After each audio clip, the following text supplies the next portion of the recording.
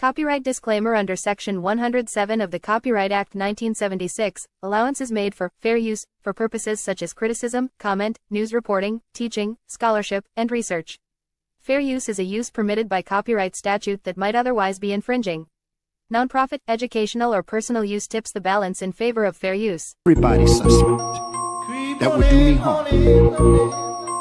And don't ever forget Malcolm.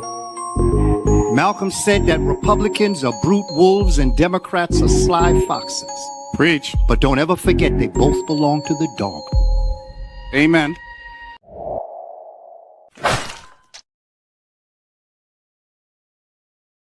What it do, family and friends? Welcome back to the Church of Black Power.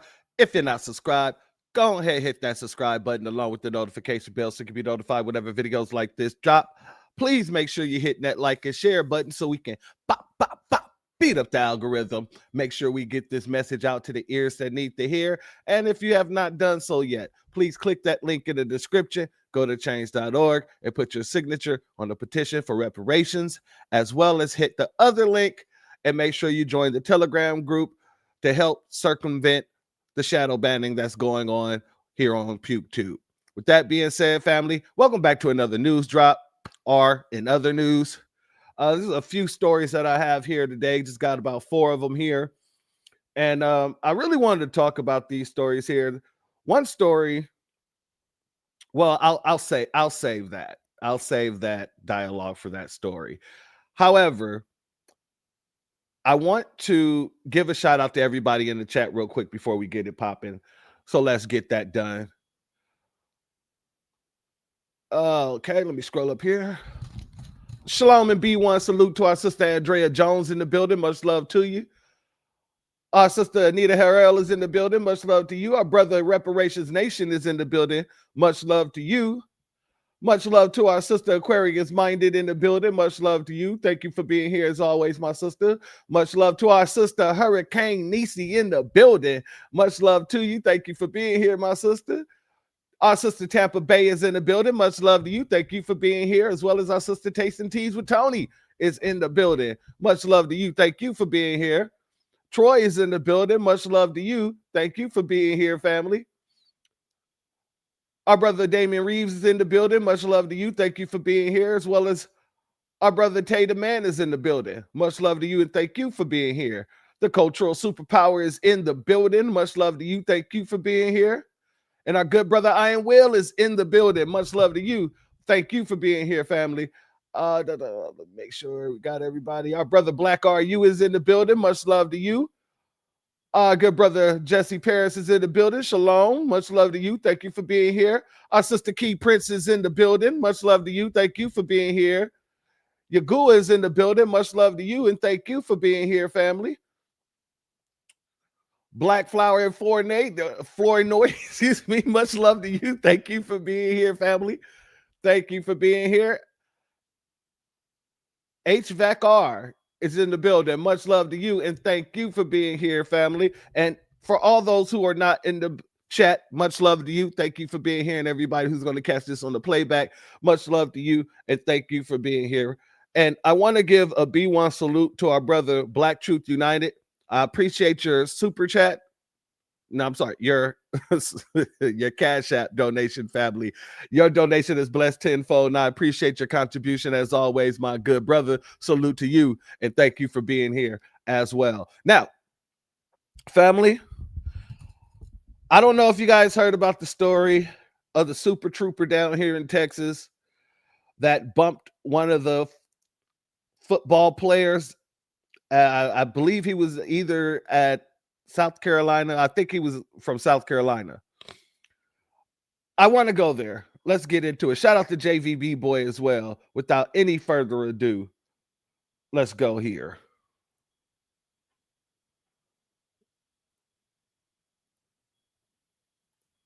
There we go. Let's get it in.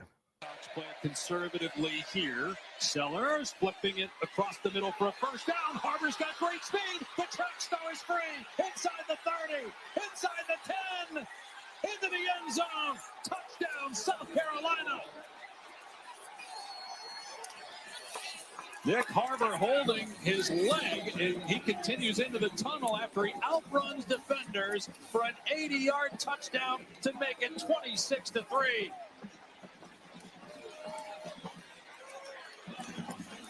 That is track speed from the big man, Nick Harbor. All right, so as you can see, family. Yeah, it was South Carolina. All right, so as you can see, they're coming out of the locker room, it looks like.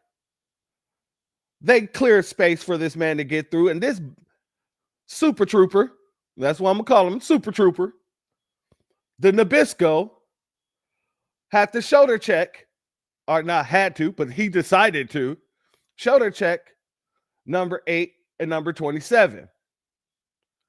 And then he goes off and start arguing with them as if he wasn't the one that just caused the problem. That is track speed. Number one, I'm going to say the man's a punk. He needed to assert his authority in a place where there was absolutely no need to assert any authority. You're at a football game. These young men just got off the field, came out of their locker room because I believe one of them got injured or something like that. So they end up coming out of the locker room to deal with this bigot because he wants to show how powerful he is. He wants to show that he got some strength on him. He wants to be in the limelight, per se. But here's the most dangerous thing about this. This man is a goddamn state trooper. So by him being the state trooper and doing this, he could have got these kids, well, these young men. I'm on borderline saying kids because it's a college, but I'm in college too, so there we go. These young men, he could have got them hemmed up. Because then he turns around and tried to blame them as if they were the cause of the altercation, when you can clearly see he was the one that bumped into both of them. And that's very dangerous because you put your hands on an officer, that's 5 years. That's 5 years. So by him even making it seem like these young men assaulted him in that manner, when it was really him doing the assaulting, that shows you how privileged he believes he is. That shows you how he doesn't give a damn if there's cameras watching and rolling. And he's supposed to be a public servant.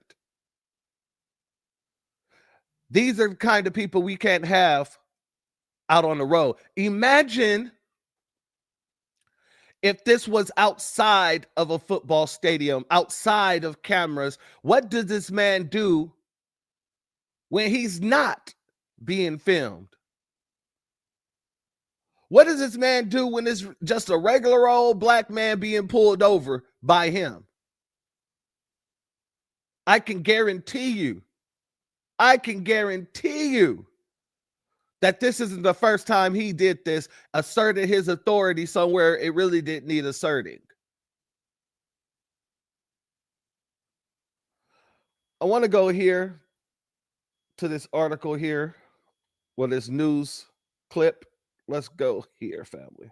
Texas State Trooper has been relieved of his game day assignment after this tense exchange with South Carolina's Nick Harbor during their game at Texas A&M on Saturday. Harbor had ran up the tunnel after scoring a touchdown before the trooper bumped into the player and appeared to yell at him as they returned to the field. The former Texas A&M star Johnny Manziel came out in the trooper's defense. Around here in these parts, partner, we protect this house. We paid a lot of money for this house. Get out my tunnel, boy. First and foremost,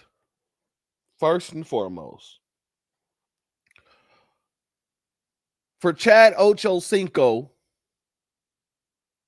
and Shannon Sharp to be sitting here basically allowing this Nabisco to sit on their platform and push his rhetoric with racist undertones, just overtly racist overtones, is egregious. As two black men, I don't give a damn what you're doing. I don't care if you're trying to stay professional. I don't care what the situation has you.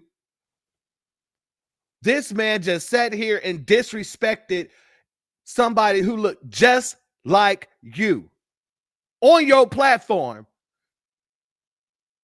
by agreeing with the officer, trying to basically give cover to the officer. And then in the same breath, in the very same breath, called that man a boy. And we know the history of these Nabiscos calling us boy in this damn country. So for these two tap dancing, bootlicking bums, because that's all I see them as at this point in time, tap dancing, bootlicking bums, to allow this Nabisco the platform to do what he did and say what he says, that is egregious in itself. That's disrespectful in itself. Shout out to our brother Iron Will. He said, I wonder how many complaints he has filed against him because that wasn't mentioned. That wasn't mentioned in the news. Absolutely, my brother. I guarantee you there's going to be some sort of look into his background, and you're going to start seeing people come out claiming that he's done this to them, where he's railroaded them, or, he's pulled them out of their car, abused his power in some sort of way. I guarantee you.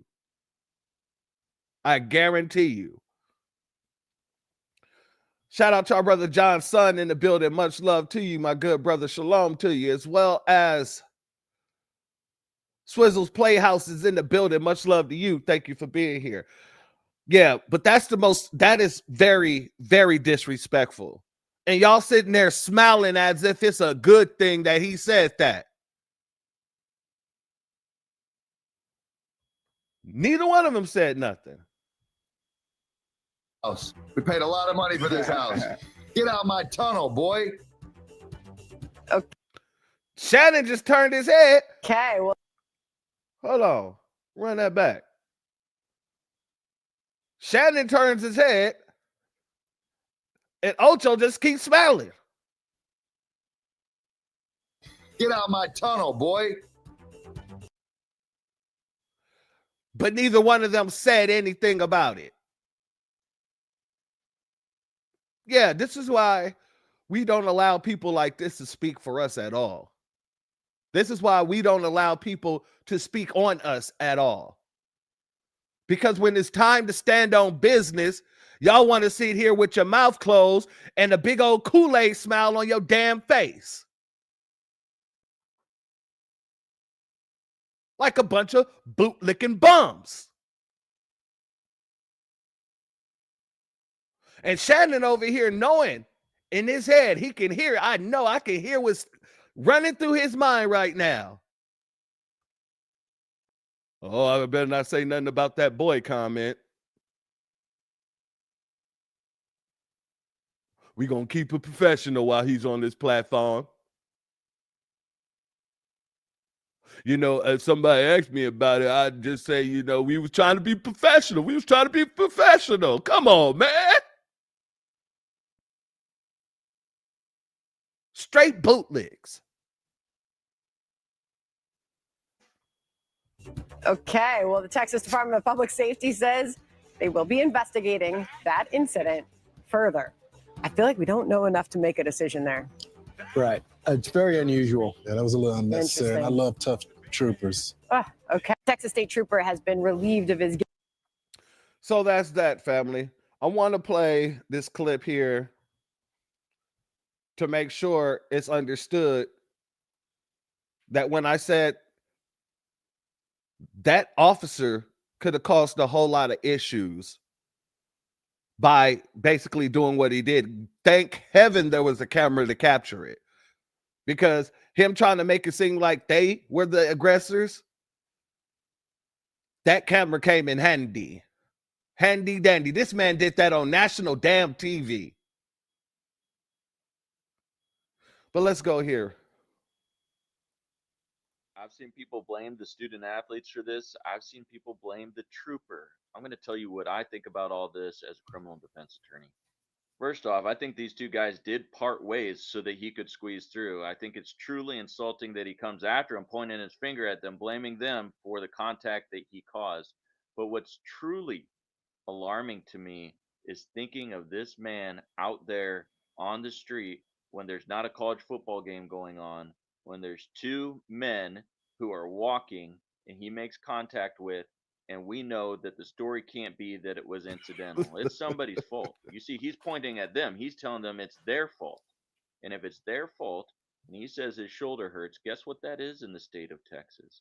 That's assault on a peace officer. That's a serious felony.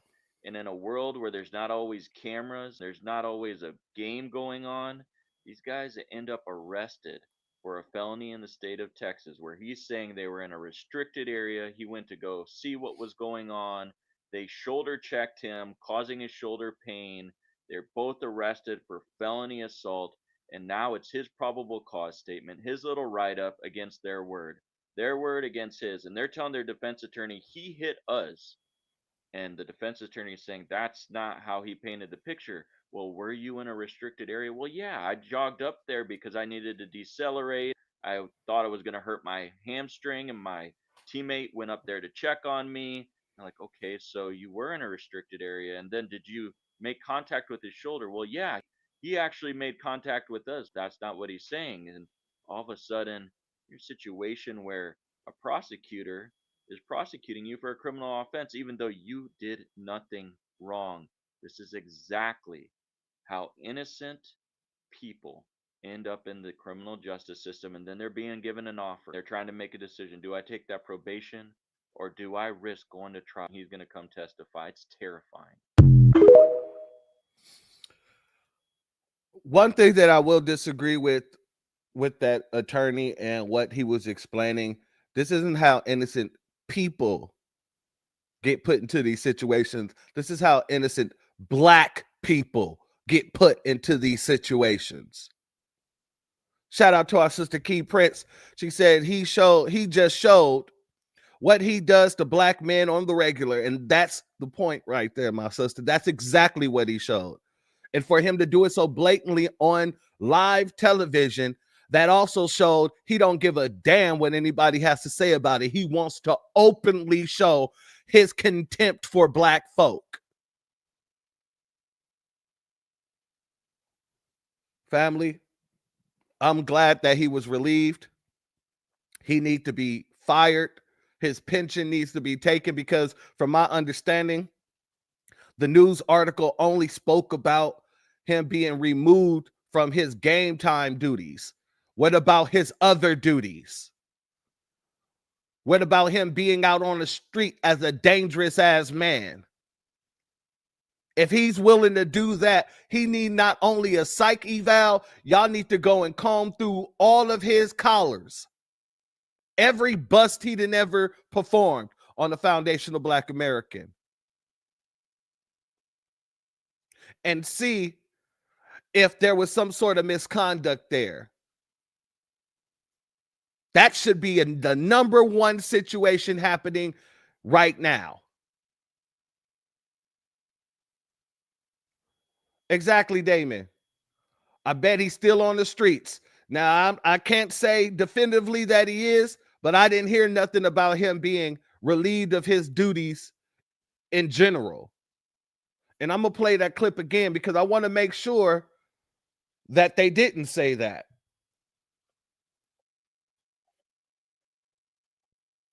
Yep. Game day assignment.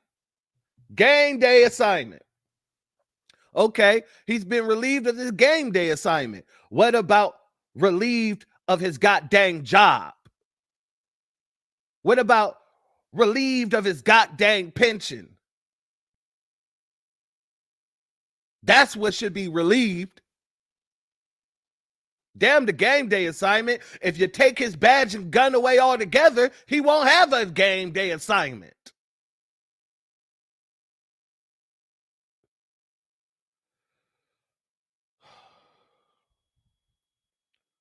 Shout out to Black Flower. They love pulling their new made up rules right from their asses. You're absolutely correct. Hurricane Nisi said no overtime, extra pay is what it amounted to.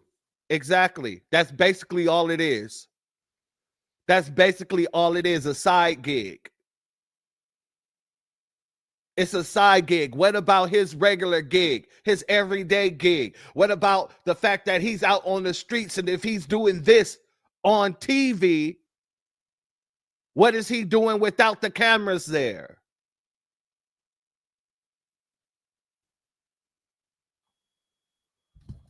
Shout out to Aquarius Minded. If anything, he'll just be suspended without pay.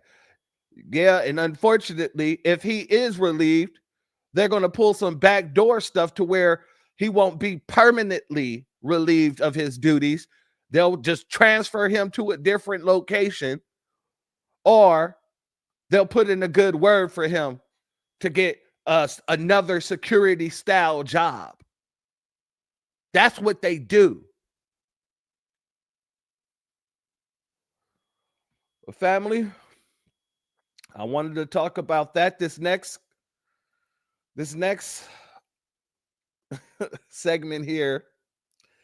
I had to go back and forth with myself on whether or not I was going to do this strictly for the members and the patrons, or whether I was going to do it here. Speaking of which, to my members, you already received one of the videos today. I have to re-record the other two videos because for some reason they came out without sound. So I'll be re-recording that right after this, and then I'll be posting that to you guys as well. But back over here, this next video, this next segment, I really went back and forth with myself because number one is very triggering. Number two is very violent. However, I felt like as many eyes as possible need to see this immediately. So I decided, you know what? I'm just going to do it in other news. Family, I must show you a clip. Trigger warning, trigger warning, trigger warning. All right. In Chicago, there was a group of children who has been bullying another child. And unfortunately, Iron Will, I know you know what I'm talking about. Unfortunately, when the pregnant mother, was walking her children home, they were attacked by these children. Now, I'm going to show parts of this video. I'm going to try not to show the full clip because I don't want to it's very triggering. Very, very triggering. Matter of fact, I might as well play the whole damn video. It's not that long. Let's go here. Shout out to the queen of accountability. Shamar, look at that. Ma, look at them ankles, boy. Shamar looking at Julia. Bitch. Why does my son? Hey, for don't touch my brother foot. Oh, hell no, those ankles ashy as fuck. Look at them bitches, Greg. Crackhead. Other bitch, Mark. Both of them.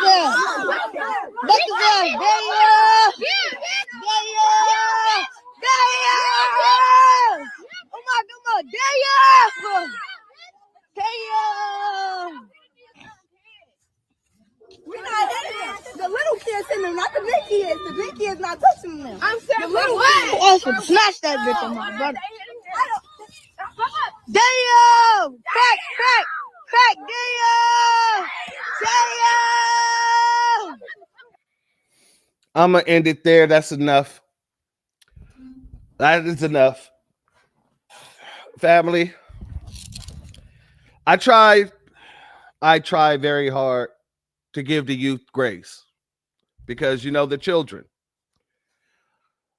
This right here, this would have had me swinging on kids. I'm not even going to lie to you. I would probably be taken in because I probably would have just been swinging. And that's a fact. The fact that you disrespectful ass little dudes, I was going to call them all kind of other stuff, but the fact that y'all attacked the mother, see, I don't know what the hell today's age is doing. Where are the damn parents? Because the parents need to be held accountable for this shit. The parents need to be held accountable for this. And if they were my children, and if that was my wife, and she came home and told me that this happened, I would be on a search for each one of those children. Now, I might not hurt those children, but your parents, I don't give a damn who it is. Somebody's catching these damn hands. You're going to learn why you don't do this type of nonsense. And I'm going to keep it 100 with you.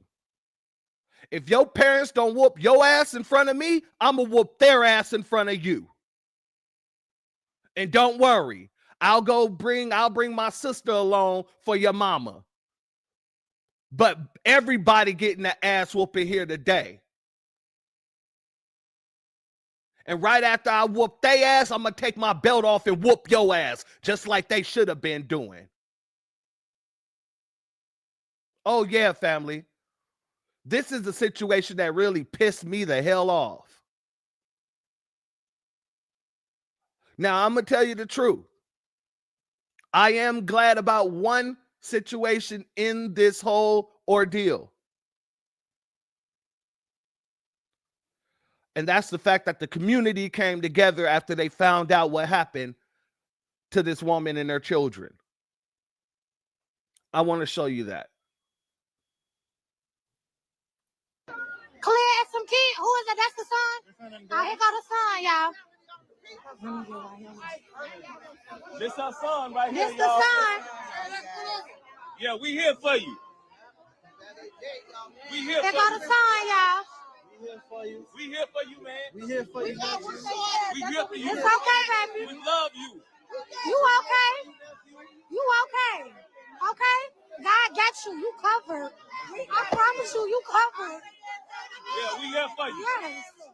We here for you, boy. Ain't nobody gonna hurt you. Come on. You okay? They needed this. Where that little baby at? You okay, baby? We here for him. You okay? Okay? Okay? Let him Yes. know we here for him. For real. It's okay. It's okay. It's okay. We here for him. Man, let us Cry, sis, we here. Don't cry. It's okay. You okay, baby? Okay? You okay? Now, family, the fact that the community pulled up on the school, that made me proud as hell. And this is not an indictment on our children. This is not an indictment on foundational Black American children. This is an indictment on those children, on those parents. This is an indictment because of the fact that those parents did not do what they were supposed to do, which is raise their children with some damn sense, with some freaking respect. When I was growing up, let me even look at an adult wrong, and I'm getting my ass whooped. And it might not be from my mom, my dad, or my grandpa. It might be from one of my neighbors. And they'll drag my ass over to my mama, and they will tell my mama this little boy was doing A, B, and C, and I got on his ass, and she'd be like, really? Thank you. Pull me in the house and then she'll get on my ass. Then she'll call my grandpa. My grandpa will drive over there because he lived down the street and he'll get on my ass. There would never be a day that I would be able to do anything like this. I remember one day I called myself trying to fight my dad because I got pissed off at him one day. And my dad told me right then and there, you can try it if you want to. But then, after this is done with, it ain't going to be me you have to worry about. And when he said that, I knew he was either talking about I'll be meeting God or I'll be meeting my grandpa. And either way, yeah, I didn't want either one of those. And trust me, I respect and love my dad. Of course, every, little testosterone kid will try to, try a little something from time to time, see what they can get away with. Yeah, my pops wasn't having that, nor was my grandfather, because my grandpa, he ended up telling my grandpa. But my grandpa told me just like this. You're lucky you didn't do that, because it wouldn't, whether your dad won or lost, you would have been left this earth after which. My grandpa do not play that shit and never have. Even with his own damn children. I remember a story from my childhood. One of my uncles was drunk and my grandfather had stopped drinking. So my grandfather told my uncle, hey, you need to stop drinking as well. And I mean for that day, right? He said, you didn't have too many. And my uncle, he started going off, you can't tell me what to do. And he's on the top of the stairs. And he's like really yelling at my grandpa. And my grandpa is an old school Southern player. He do not have to yell. He will let you know what the hell is going on. And if you try something, it's going to go down. And he told him just like this, because my uncle was acting like he was about to rush down the stairs. My grandpa told him straight up, you step down those stairs, I'm going to shoot your ass in the foot. My uncle didn't believe him.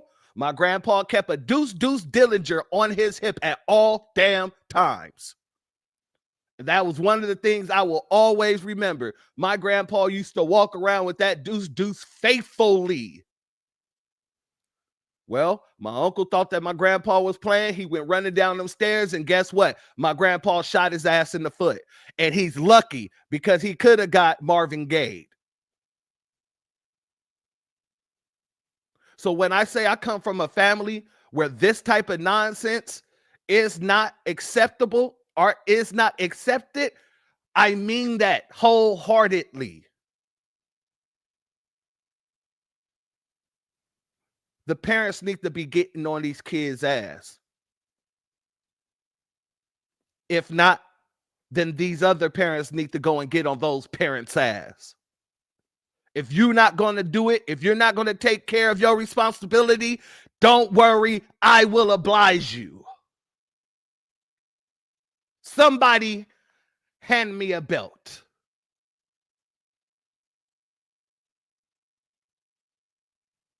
This is just I just can't fathom what was going on in these kids' minds. But whatever it is, that shit needs to be beat the hell out of them. And yes, I said that. These kids need their ass whipped. So all y'all out there who don't believe in spanking some ass, who believe that's abusive to whoop your children, when you spare the rod, you create children like this.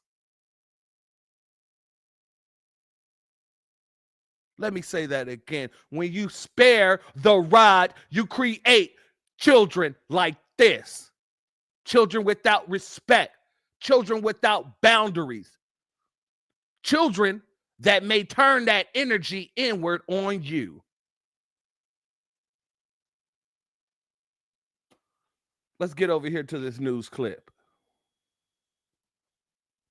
Oh, before we get to the news clip, here's another thing. When the community pulled up, they pulled up so thick that they had to bring out the po-po in order to make sure that nothing went down. Let's go here. The middle school age group, and this is a Chicago public school. Right now we have the Chicago Police Department who is protecting the entranceway to the school due to protesters who had arrived out here out front of the school. So right now you have news media, you have, people from the community, relatives of the victim. People are speaking out about bullying in the school system in Chicago public schools. So, this happened at Orville Bright Elementary School. And this is a school that I have taught at multiple times as a substitute teacher for CPS. And I am aware, these kids are big and strong. This woman was very small, and she didn't stand a chance against all of those kids who ganged up on her and her children and hurt them. And it's ridiculous. And people are standing up, and we're speaking out against this violence in our community. We want to protect every person, every child, everybody in our community. We can't do that if people are not going to be held accountable. So, and she's absolutely correct. Absolutely correct. Shout out to Mrs. Denise in the building. Hood-tastic. Williams Music. Much love to you, family. Thank you for being here. I never talked back to my parents. And even when I got big enough to think that I was going to do something, like I said, that got corrected real quick. Real damn quick.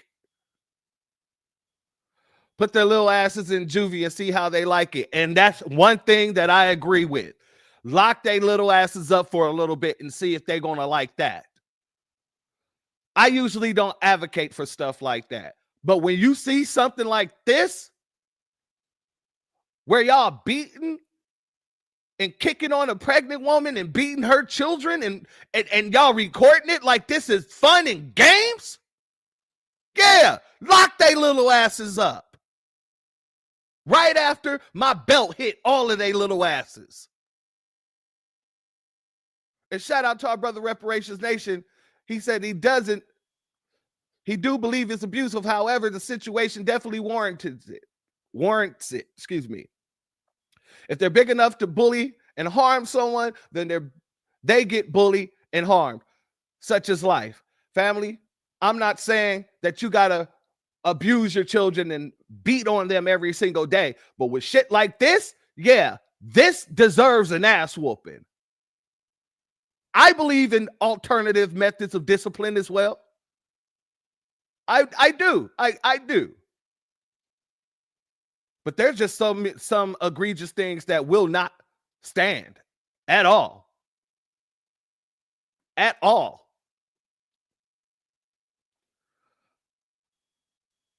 Shalom and salute to number one Switchblade in the building, as well as our good brother Warrior Cherub in the building, and our brother AO is in the building. Much love to you, my good brother.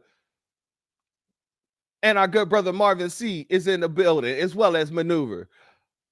Family, now let's get to this clip.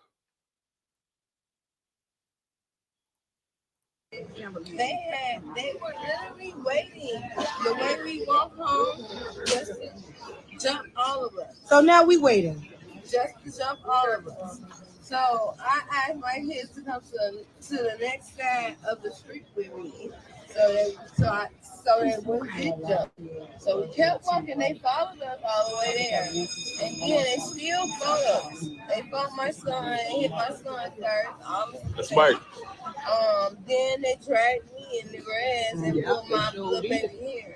And I have video footage of that. Yes, we do. Everybody. Yeah.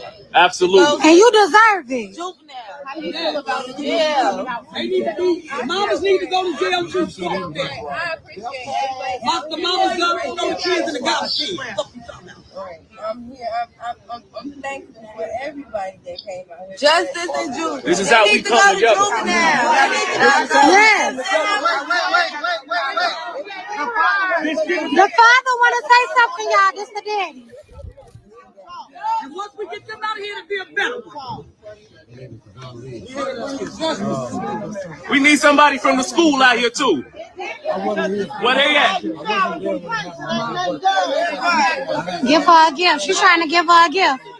That's something for you, baby.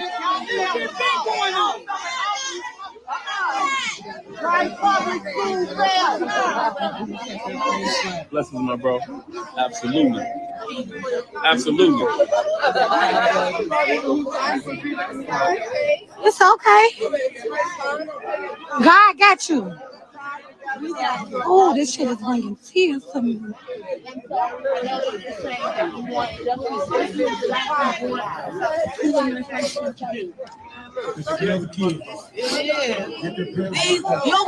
Yes. Yes.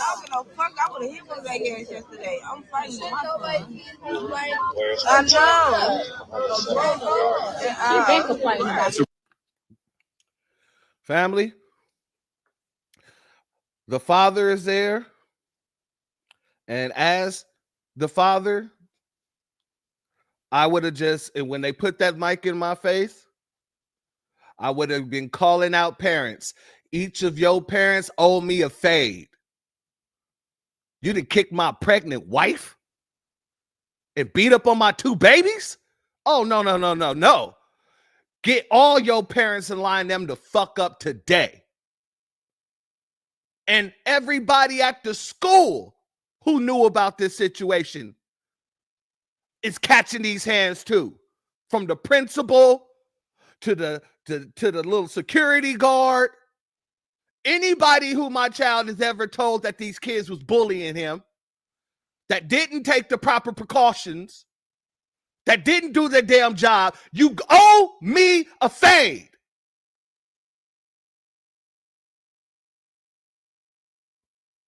And I am not joking. Those are my babies. And then when I'm done, like I said before, line up the kids because I'm taking this belt off on each of y'all. And I wish you would swing on me.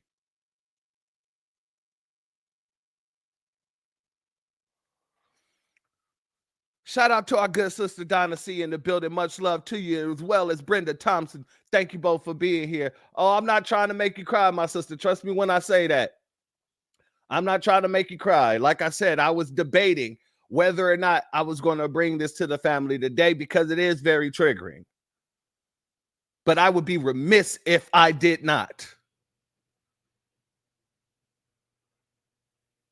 This has to be checked. And it can't be unchecked. The police need to make sure they're going after all the parents.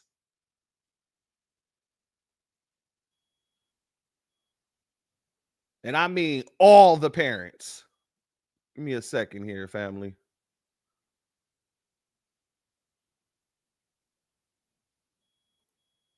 Miss Niecy said, I'm sorry, but ain't no way those little fuckers would have left the scene unscathed. You're absolutely correct, Miss Niecy.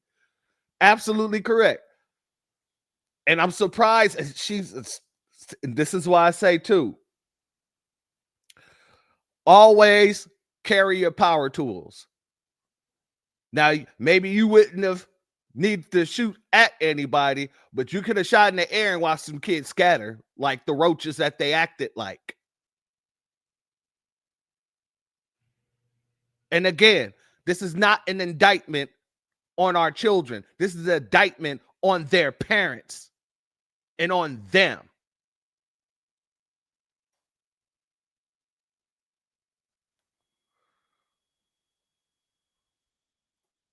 Let's go here, family. Frustration outside of Orville T. Bright Elementary School as parents rallied around Prashanda Hatter and her 9-year-old son. I can't sleep because I wake up in the middle of the night with that vision in my head of my son calling my name to help him, and I couldn't do nothing for him. That really hurted me the most. The 33-year-old reported to police she was walking with her son when they were attacked by a group of kids. It happened near 106 and Bensley Avenue around 3 p.m. Monday, just blocks away from school. No mother should be that helpless and be targeted by children inside of her own community. State Senator Willie Preston met with the victim and her son as they called for a meeting with school administrators. The victim told NBC5 the incident stems from bullying at school. Meanwhile, Chicago police launched an investigation. Parents and other concerned residents demand answers. They say this points to a deep-rooted problem in the community. We need more help out here. Trump sending troops and stuff out here for that. Come send troops out here for these kids. We need these kids to open up more programs for our kids. Now, I'm going to pause there because I'm going to say this very clear. I don't agree with what that woman said. Now, I agree if you're asking for Trump to bring programs to the city to help those children, that's one thing. But calling for Trump to bring troops to your city to take care of your own damn children, no. The parents need to be held the fuck accountable. And they ass whipped and send their ass to jail. Send the children to juvie. Let it be a family thing. But don't call on Trump to bring in troops because all they're going to do is target every black child. This is why I said this is not an indictment on our black children and our black youth. This is an indictment on those parents and those particular children. Don't now put more children in danger because you want to call on Trump. That right there makes no damn sense to me. You need to be calling on your governor and your senator to do the damn work that they're supposed to be doing. Your mayor to do the work that they're supposed to be doing. They're so busy out here protecting these illegals that they're not out here doing what they're supposed to be doing for the actual citizens of their communities, their constituents.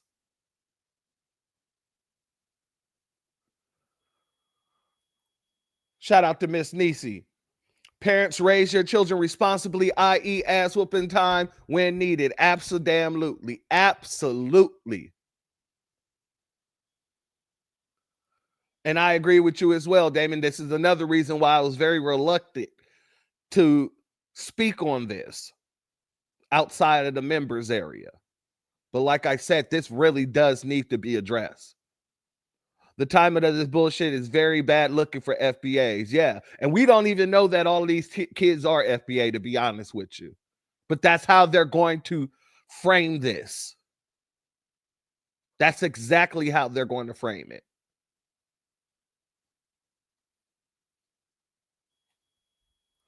Shout out to AO. Both parents need to raise their raise their kids with respect and discipline when needed. These little jokers obviously don't have morals and values installed in them because their parents are failing them. Absolutely. And this is a symptom of babies raising babies. You're treating them like friends instead of children who you're supposed to be guiding so that you can make them productive people in the world. This is ridiculous.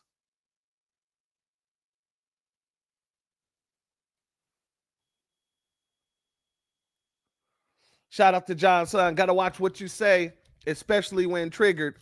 So be careful, emotional family. Yeah, I get that. But I'm going to be 100% honest with you. Everything I said, no emotion. The emotion was pushed behind it. Yes, you heard emotion. But I say the same damn thing without it. Each parent owed me a fade. Each parent owed me a fade, and each child will get an ass whooping. And each parent needs to be in jail, imprisoned, and their children need to be put in juvie. That's the only remedy for this.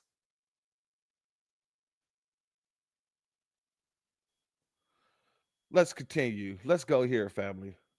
This right here is a sister who lives in a neighborhood. Shout out to the elder that said this isn't the first time that these children has actually done this. Let's continue. These children, they just as bad as adults. Yeah. I was here when they sprayed their boys out with that Mace. Who got sprayed? Them boys, they say they jumped on a lot of people up in here. About Those same group of kids? Yep. Well, they've been just going around terrorizing the place, huh? They sprayed his eyes. I was in the door looking at it. What? But that girl's dangerous. She jumping on a woman, stomping her in the stomach. She don't need to be out in society. No. But that mama just don't care. She don't. She don't. You locked the loaded? You locked the loaded? You locked the loaded? You got your pew-pew? You need a pew-pew. You sure do, Granny. Make sure you do. Everywhere, anytime they set that woman on fire on the blue line. Yeah, they just did that last night. That was just last night? They set a woman on fire on the blue line. Oh, no. They set her on fire. They set her on fire. She's in Cook County Hospital. Jesus, that's crazy. Well, you be careful. Yeah, be very careful. These kids, they out of control out here in Chicago, y'all. Man, this shit is wicked. They are out of control. Family, the fact that they telling Nana to make sure she's strapped up, that is very sad. The youth is supposed to look up to the elders. The youth is supposed to respect their elders. And when that all breaks down, that's when you have society break down. Shout out to our sister I Am Kiera in the building. Much love to you, sister. Thank you for being here. And shout out to the ears that hear the truth. Thank you for your Cash App donation. Your donation is blessed tenfold, and I appreciate your contribution. Keep telling the truth.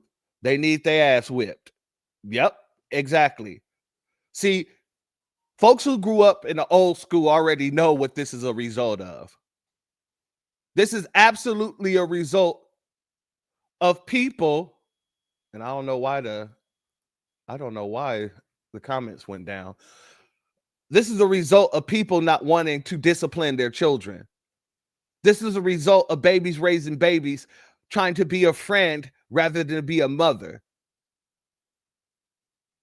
Trying to be a friend rather than be a father. And you got to question if the fathers are even in these children's lives, because that would be something that should be instilled in them, even if the mother didn't instill it. Because usually, even if the mother isn't the disciplinary, the father is.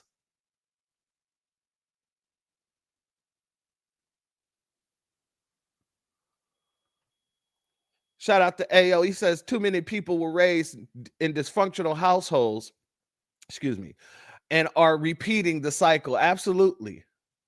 Absolutely. Give me a second, family. These allergies are kicking my ass. I need to take a drink of water.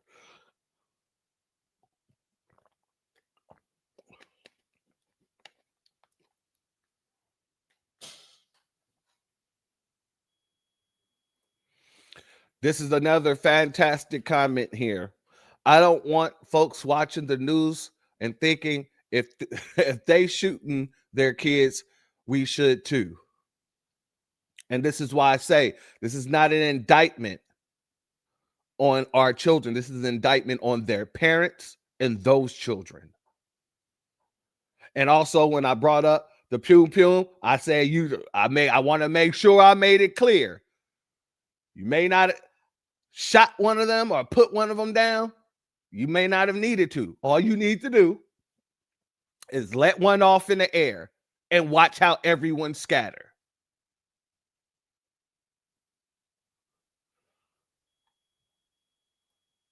David said, I was a knucklehead back in the day, but I knew where to draw the line. You absolutely damn right. Absolutely damn right. Hurricane, he said, I'm a forever mother to my grown son. I don't friend my son to this day. You are absolutely correct. Because that's what a responsible parent looks like. That's what a responsible parent is supposed to do.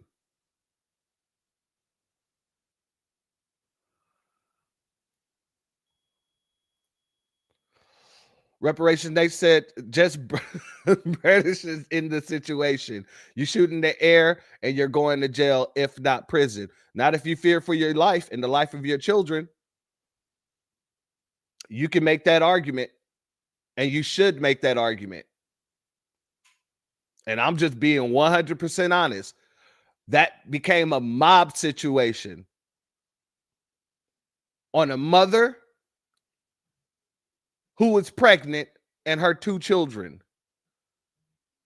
What if they would have unalived her baby?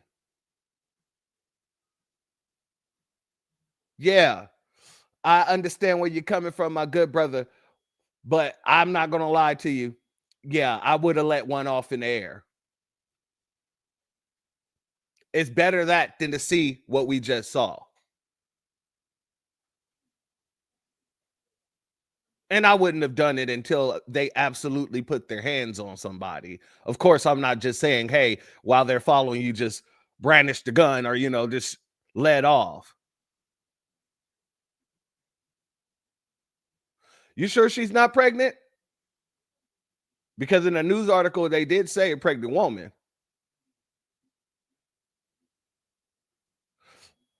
If they're wrong, let me know. I appreciate it.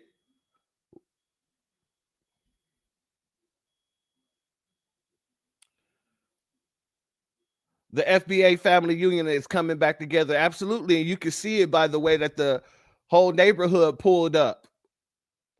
The whole neighborhood wants answers. The whole neighborhood wants action. Oh, okay. Shout out to Classy Cake. Thank you for being here, family. Much love to you. She has sickle cell anemia. Okay. That's still bad too. Still bad. My sister has sickle cell anemia. So I'm glad y'all gave me that information. Thank you very much. You saw her in the live earlier. All right. Thank you, sister. I appreciate the fact checking. We do live fact checks over here. And that's why I love you guys, because if anything is wrong, you're going to be like, hey, here's a correction. Here's a correction. But at the end of the day, family, this situation should have never happened. It shouldn't have.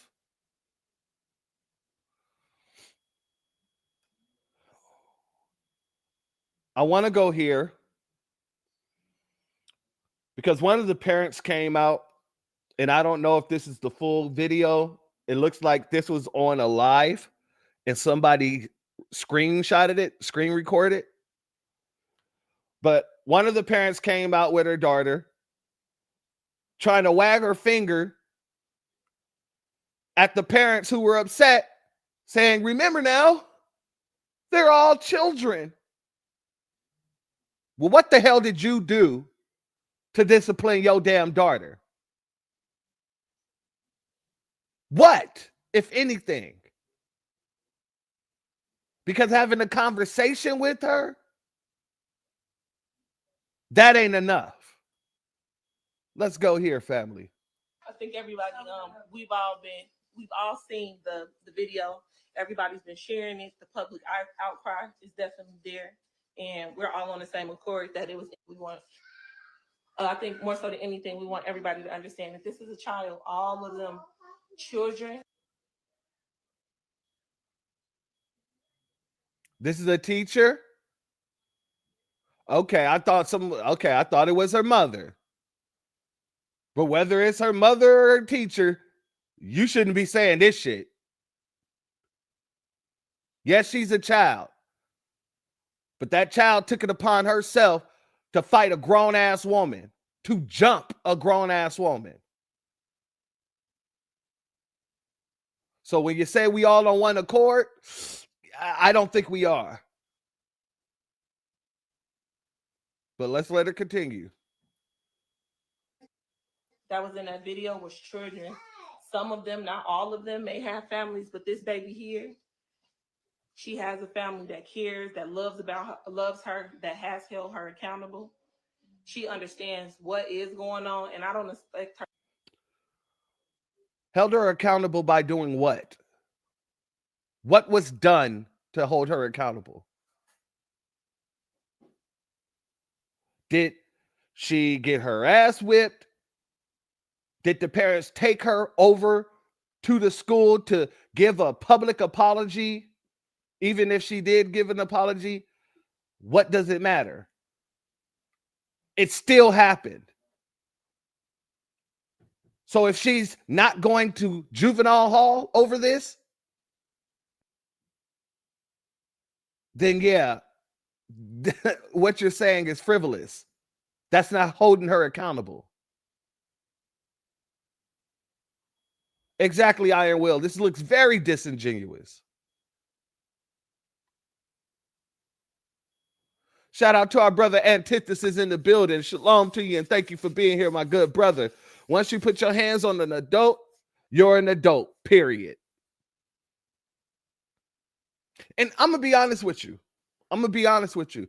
There would be certain situations to where it would take a little bit more than putting your hands on me as a child.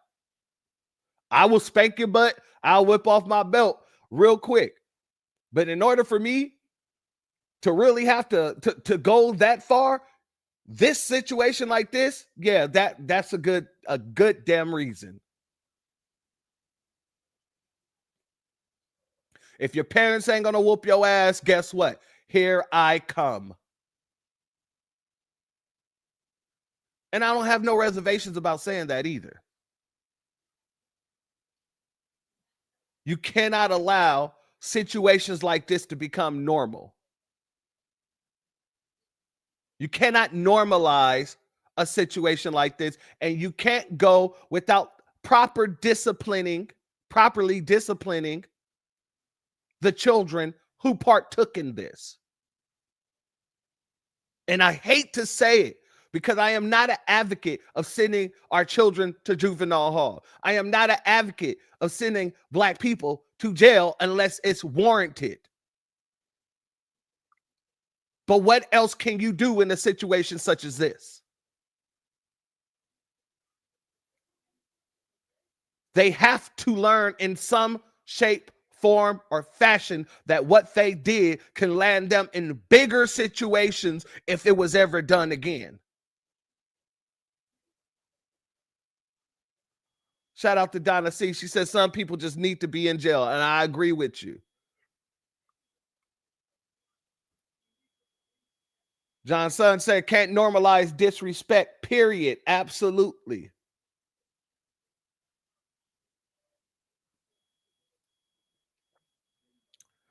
They should make them the last to do community service.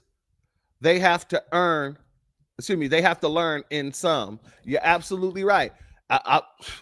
Like I said, and people may not like what I'm saying right now, but I'm being 100% honest. Growing up, we couldn't do shit like this. We just couldn't. And I'll say it again. This is not an indictment on our children. This is an indictment on those parents and their children and the way that they're raising their children.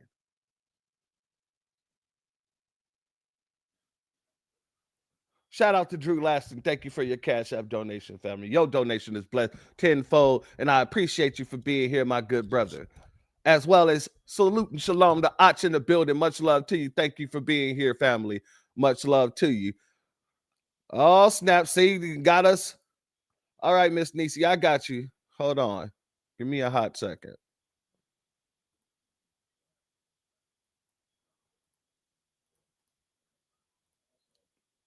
If you want to come up and say a few words, family, you are more than welcome.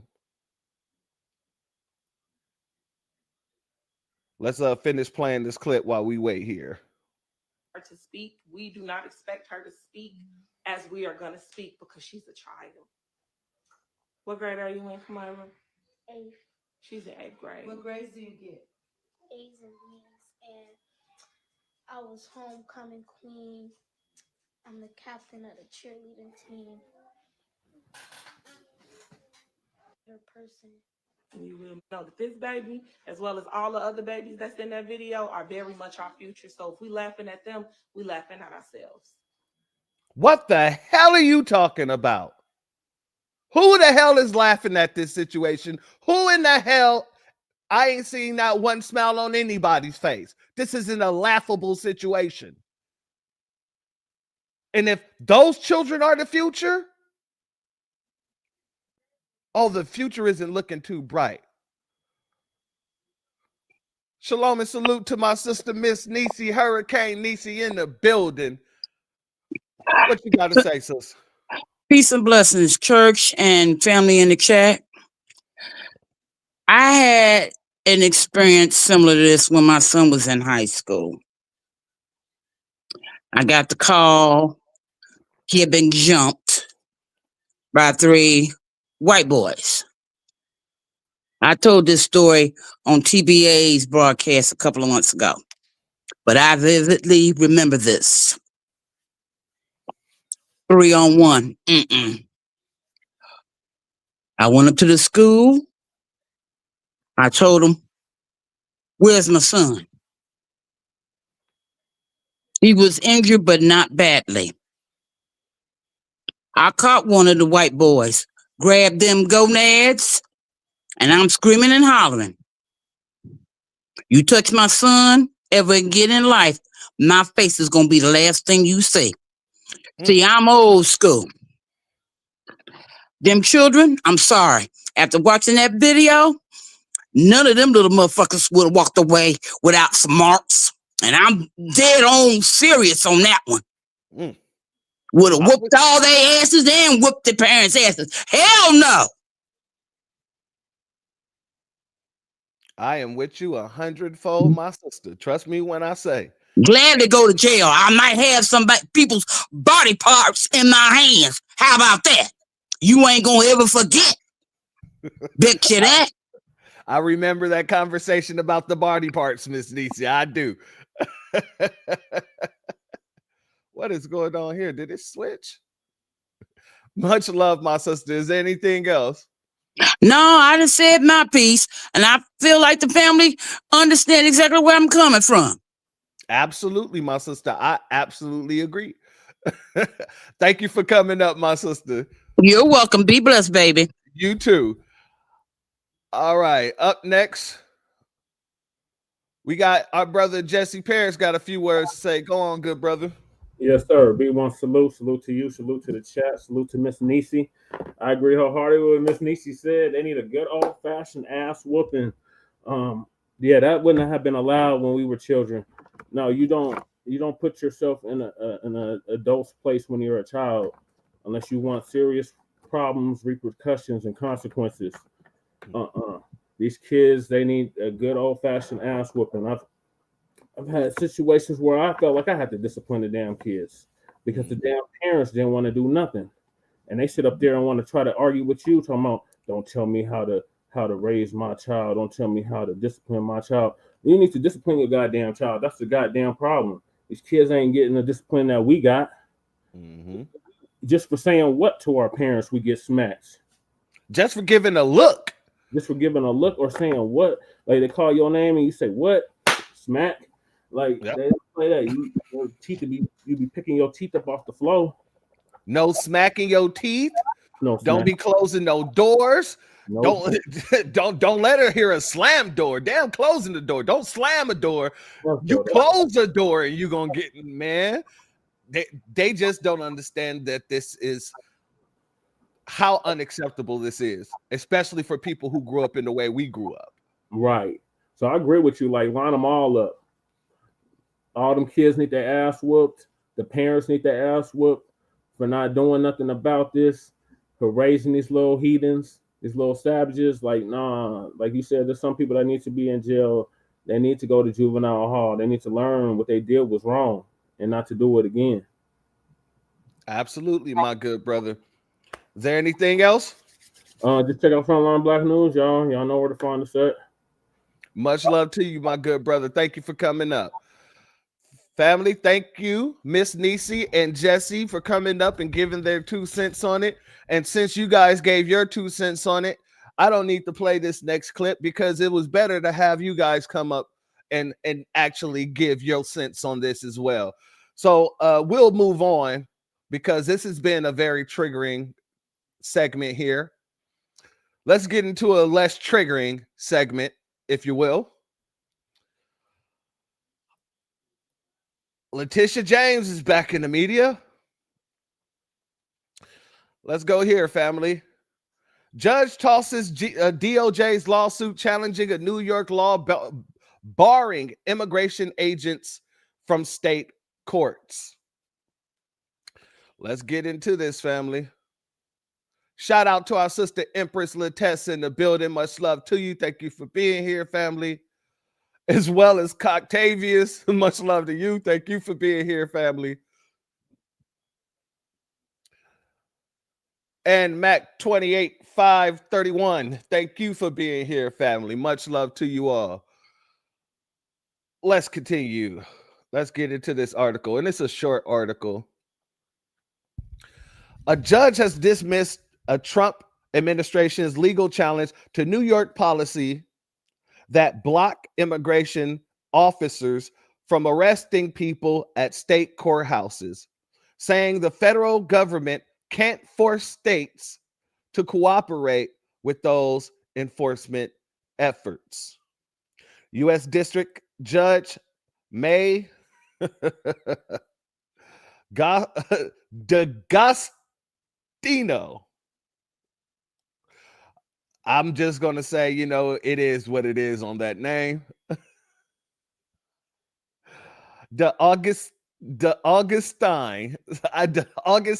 excuse me, late Monday, granted New York motion to dismiss the government's lawsuit, excuse me.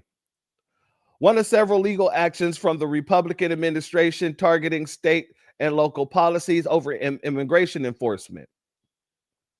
The lawsuit challenged a 2020 state law banning federal immigration officials from arresting people who are coming and going from New York courthouses or in court for proceedings unless they have a warrant signed by a judge.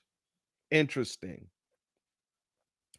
The law, called the Protect Our Courts Act, interesting, was approved in was approved in response to enforcement actions at courthouses during President Donald Trump's first term. The law doesn't cover federal immigration courts.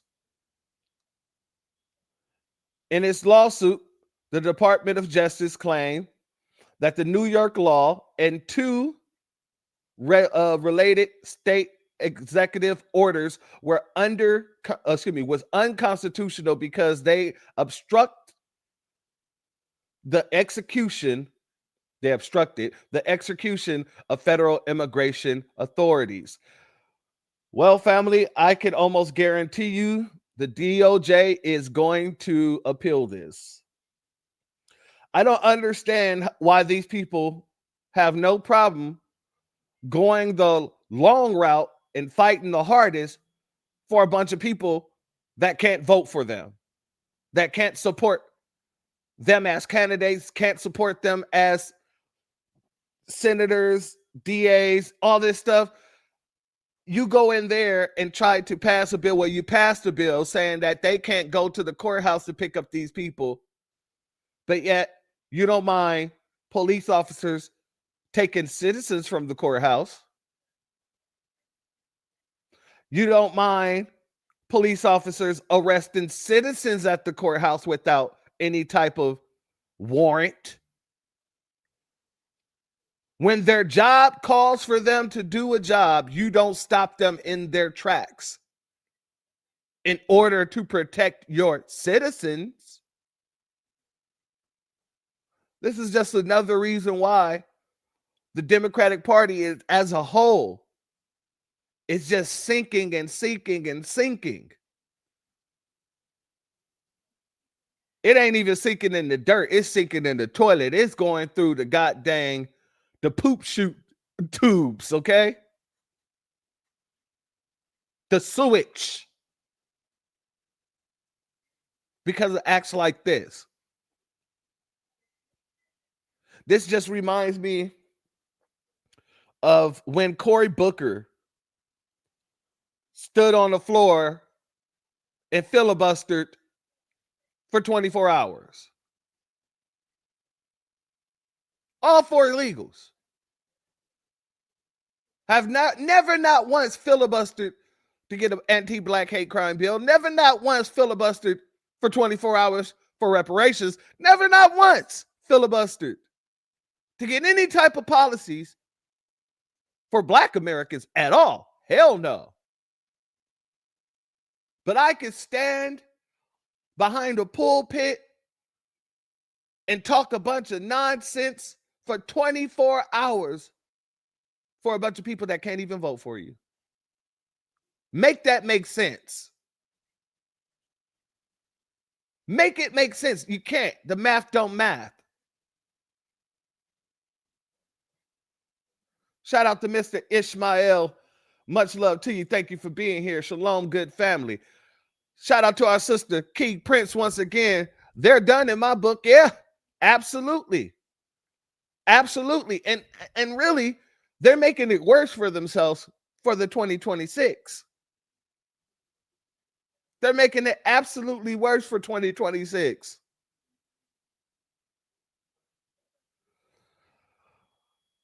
Family, I want to show you some of the stuff that they're trying to fight to keep here. Let's go here. Secretary, this ICE situation, ICE arresting a man from Uzbekistan earlier this month while he was driving a commercial truck in Kansas.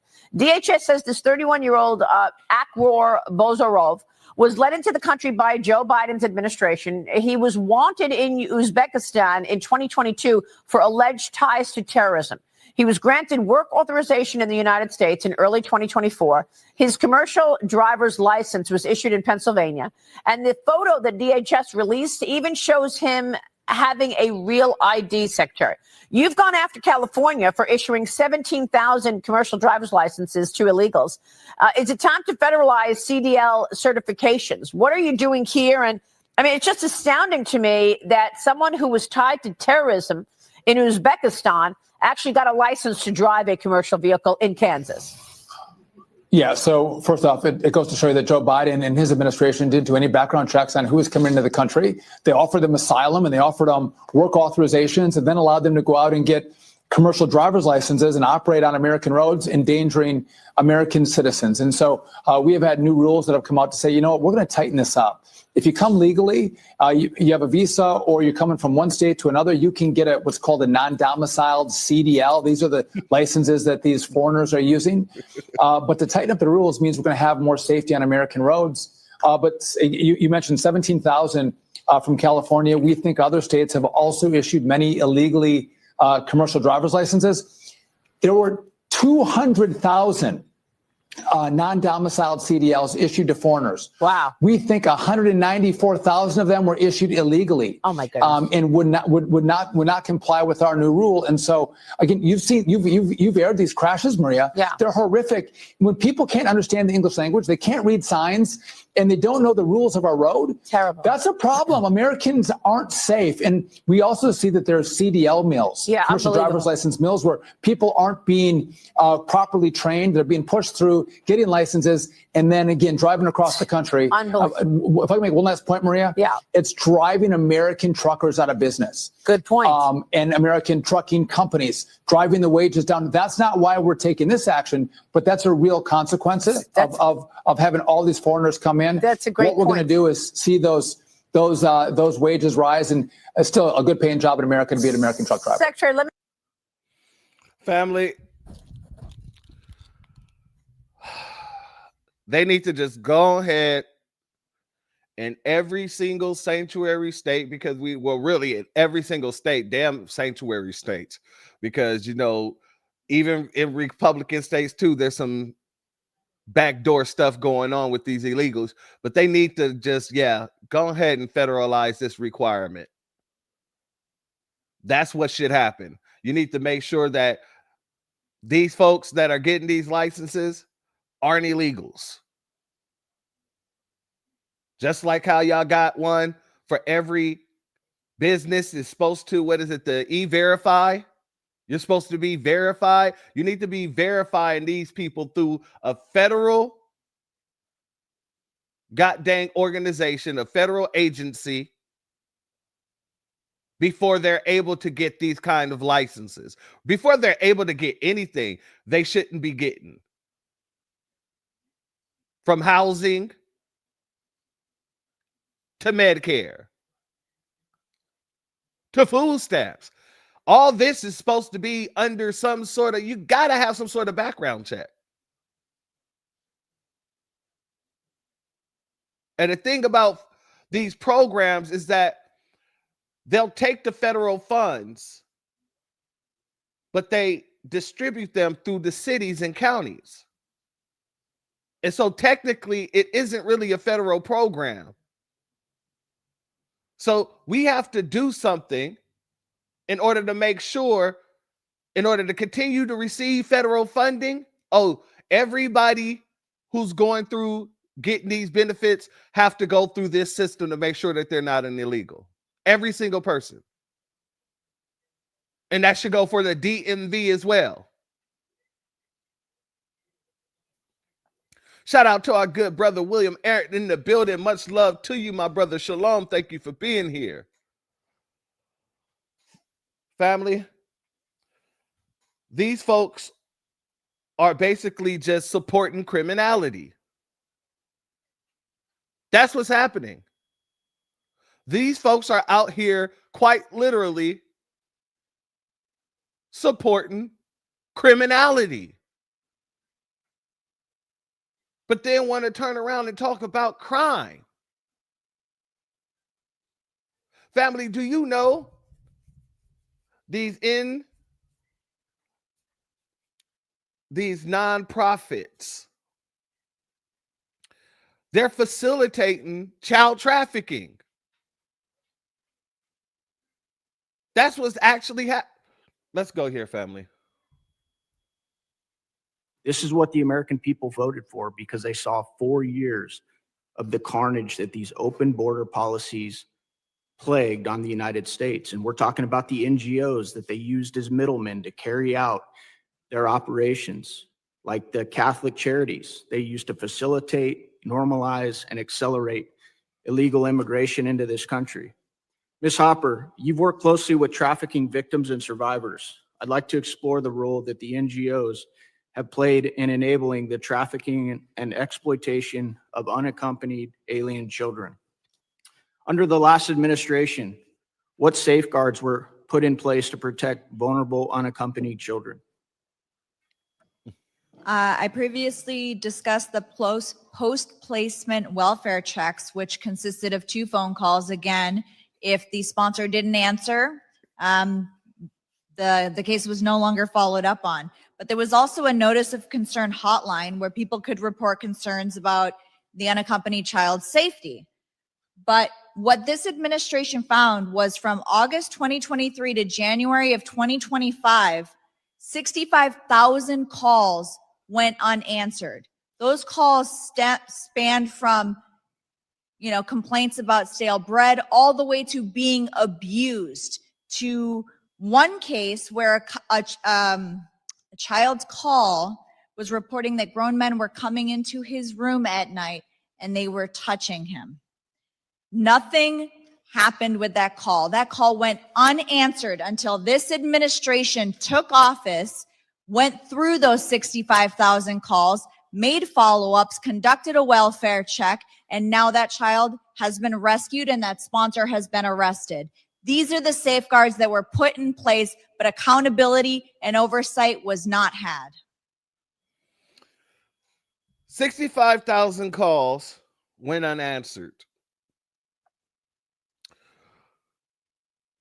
Of children who were unaccompanied being abused.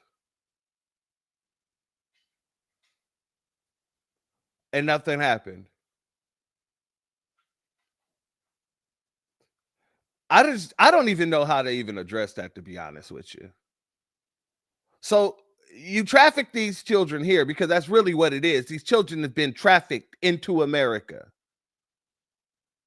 And then you create a hotline for these children so that they can, how do you say, report their abuse, and then you turn around and not even answer or call back. Yeah, I'm not co-signing that at all. All these children, and this is going to sound harsh, all those children should have been sent back home. Y'all need to make a deal with their government. Hey, there's a bunch of unaccompanied minors here. We're not taking them in, so we're sending them back to you. If you say you don't want to take them back in, then guess what? I'm going to have to send them over to the nearest country that'll take them. And we'll make sure that they're good. We'll send a couple of bucks to make sure that they can eat, and make sure that they can freaking house themselves or whatever. But yeah, they're not staying here, and they shouldn't. Shout out to Leonard Day Yuta in the building. Much love to you. Thank you for being here, family. Shout out to Empress Lattès. Bringing a child to the border gave these criminals guaranteed interest through our borders. Many children were kidnapped from wherever they came from, and you're absolutely correct. And you're absolutely correct. The fact of the matter is, they gave those type of people priority too. That should have never happened. But let's move on to this next clip, family. Because, like I said, these are the people that they're trying to fight to keep in the country. If you thought Ian Roberts was bad, the African dude who was an illegal, who became a superintendent, even though they're saying, oh, they're not out there taking black jobs. Illegals aren't taking black jobs, and you got a goddamn illegal sitting as a superintendent. Oh, if you thought that was bad, family, this gets worse. How the hell, and I'm going to ask you this, family, how in the hell do you have an illegal become a mayor of a city? Let me ask that again. How do you have an illegal become a mayor of a city? You think I'm bullshitting? Oh, no. Let's go here. Shout out to Willie McKinley in the building. Much love to you, as well as our good brother Wild Williams in the building. Much love to the both of you. Thank you for being here. Shalom. Let's go here, family. This is the mayor of Coldwater, Kansas, and he's not even a U.S. citizen. Jose Ceballos. How did they find out his immigration status? Is when he went to apply for U.S. citizenship this past February. And because no one challenged his status, his U.S. status, his immigration status at the time of running for mayor, he's not being charged with that. So he's being charged for voter fraud. 3 consecutive years of voter fraud, voting illegally, 2022, 2023, 2024. And they told us you have to be a U.S. citizen to hold these type of positions, but they're not even checking for your immigration status. And when you go vote, all you got to check is a box if you're a U.S. citizen or if you're not a U.S. citizen. So Scouts honor.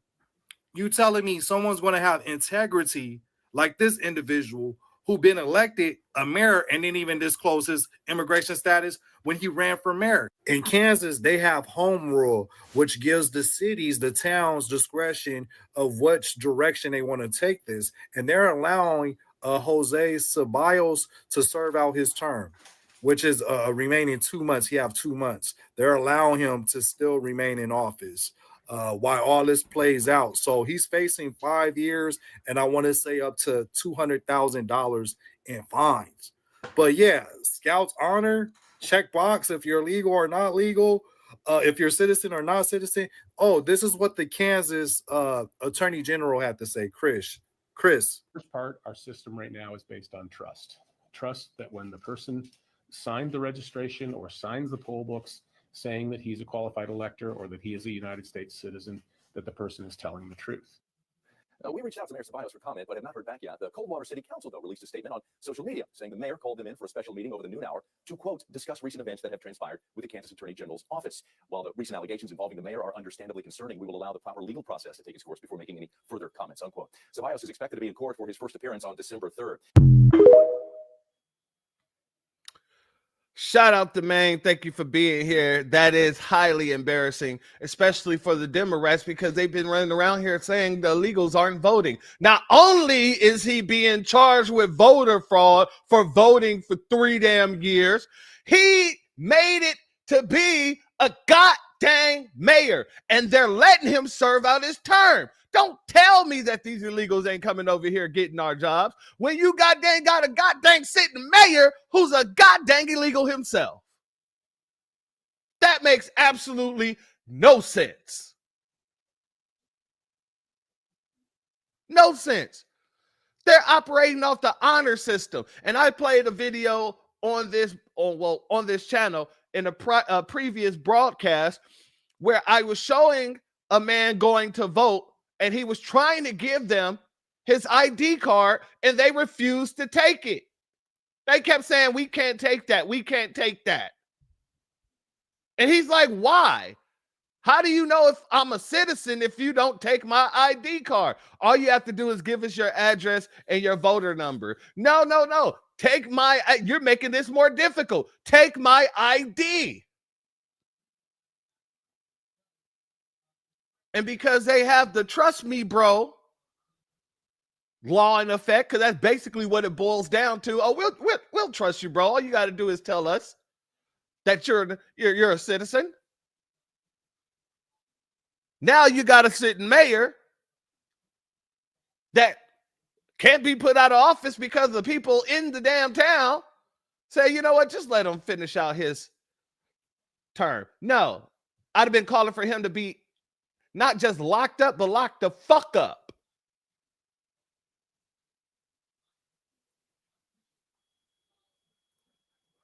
Shout out to our brother William Aaron. He says, not only are they voting, they're winning seats. Should we repeal the 1965 Immigration Act at this point in time? I would absolutely have to say yes. Unequivocally, we'll have to say yes. Because this is ridiculous. This is getting ridiculous as hell. Shout out to Shabazz, American Freeman in the building. Much love to you. Thank you for being here, family. Let's go here, family, because these folks want us to be outraged that ICE is out here taking these people away when we're seeing what's supposed to be happening. This isn't something that's our fight. These folks knew they were in the country illegally. These folks knew absolutely, and in case I didn't give a shout out to our good brother Leonard De Yuda in the building, much love to you, shalom. But these folks know that this has nothing to do with us. So they're trying to gaslight us into going out and protecting these people. There's this dude, and I'm about to play this clip. This dude is trying to gaslight us to go and fight for those illegals. Not only fight for those illegals, but go fight ICE to keep the illegals here. He's saying, well, hey, since y'all killing each other anyway, y'all should stop killing each other and point those guns at ICE.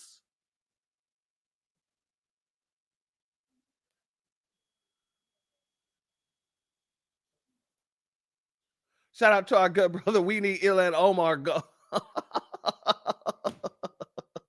Ill-hearted Omar gone too.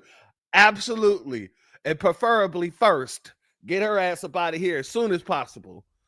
And everybody in that community with her, shit they ass the hell out. But let's go over here. I want y'all to see what this man has to say. You gangs, y'all need to stop pointing at each other and start pointing them at the ICE agents, as if these aren't federal officers doing their damn job. Shout out to our good brother Still Kevin Trees in the building. Much love to you. Let's go here, family. Hey, look though, right? I see the whole city is on fire with the ICE shit going on. I see they in the town, they out there, they harassing people, all that. This is a message to all you niggas that be posting all them guns and always up on this Instagram on that gangster shit.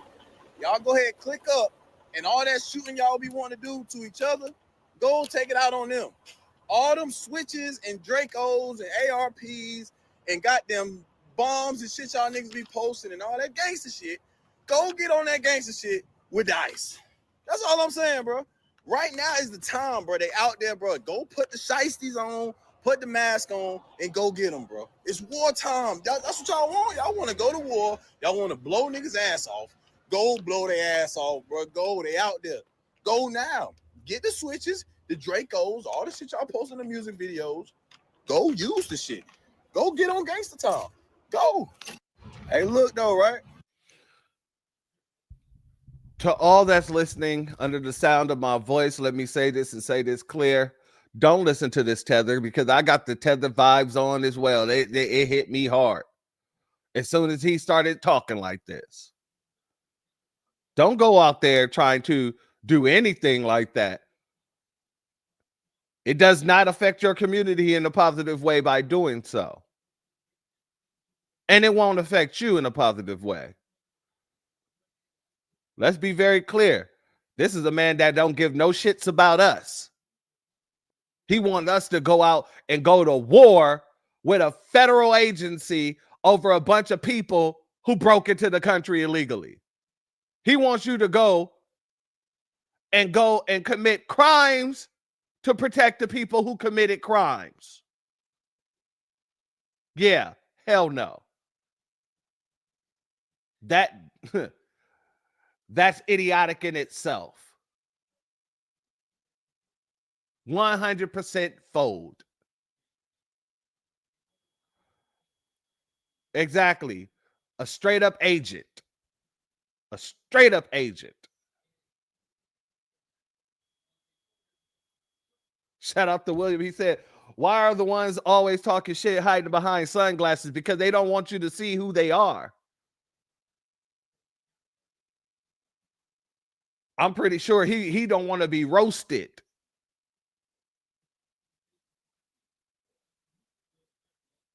And I want to know why he got on these Ultimate Warrior glasses. That's more of a question for me. It ain't the fact he hiding his face. I just want to know why he chose the Ultimate Warrior glasses.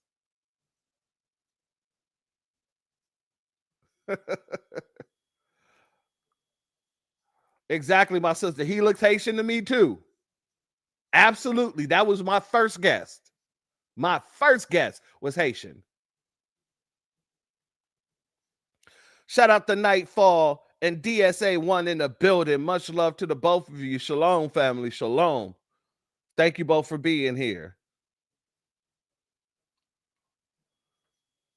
Let's go here, family, because I want to show you why we ain't tripping. Because it actually benefits us.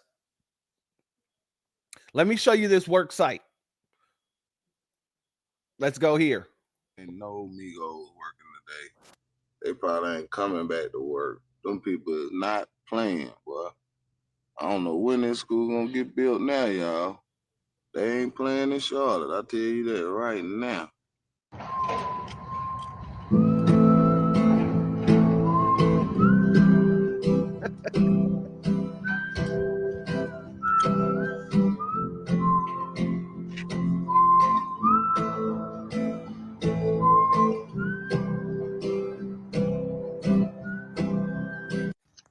Do you guys hear that? Yeah, me neither. This job right here, there's about 3 people working currently. It's just sad, man. It's really sad. Not one single person in sight. No, Jorge, that's sad for you, sir. It's sad for you. It's not sad for us. Why? Because there's a whole lot of new openings. Hey, is there anybody out there that needs a job? Because it looks like this work site could use some new workers. Shout out to our brother Ian Will. He said those are glasses from the new principals wear at South Park. Yeah, you're absolutely right. I forget the dude's name. I'm spacing on his name, Mr. PC or something like that. Mr. Politically Correct or something. But yeah, that's hilarious. That is a hilarious comparison. Those are exactly the glasses that man wears. So, hey, FBAs, there's some jobs available if y'all want them. Anybody in construction out there? Because there's some openings. Jorge don't like it. And you can tell that he don't like it because he's about to get real condescending at the end of this damn video. Let's continue. It's crazy, man. A lot of people don't realize how this affects the economy so much. I mean, who's going to finish building this building if everyone that is capable of doing it is getting taken? Everybody who's capable of doing it isn't getting taken. Illegals are getting taken. The people who are capable of doing it are citizens. And guess what? If you put out an article saying that you're hiring, then guess what? You're going to have citizens up in there doing the same damn job because we've been capable. How do you think we've been building stuff before you illegals even got here? Leave the workers alone. This job should be filled right now. Then hire American citizens, damn it, and pay them what they're worth. Construction is a damn hard job.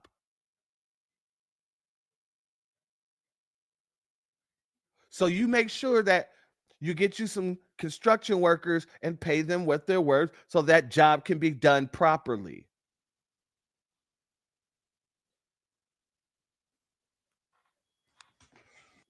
On the bright side, for those that are okay with it, come work.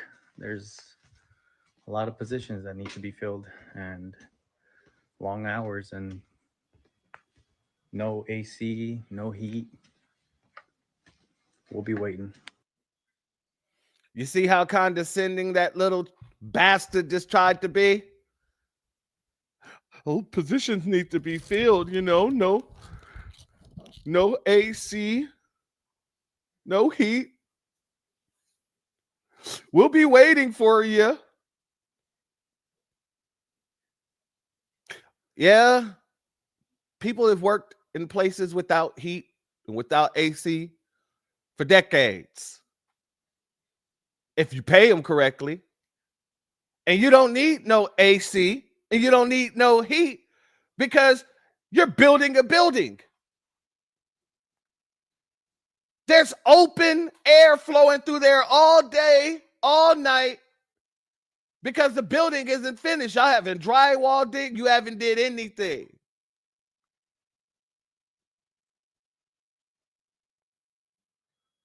Shout out to our sister Cooking with Miss D. She said, that's your fault. No one else to blame. Absolutely. Thank you for being here, my sister. Miss D said, FBA is losing jobs in California because we don't speak Spanish. Exactly. This is the most egregious stuff ever. You come to our country and the damn corporations is catering to people who speak a different language. And then they try to say, well, it's because they have a skill. Being bilingual is a skill. No, being bilingual isn't a skill. If you come from a different country and you speak Spanish, that's not a skill. If you come from a different country and you speak any language, that's not a skill. That is your country's origin. That is your original tongue.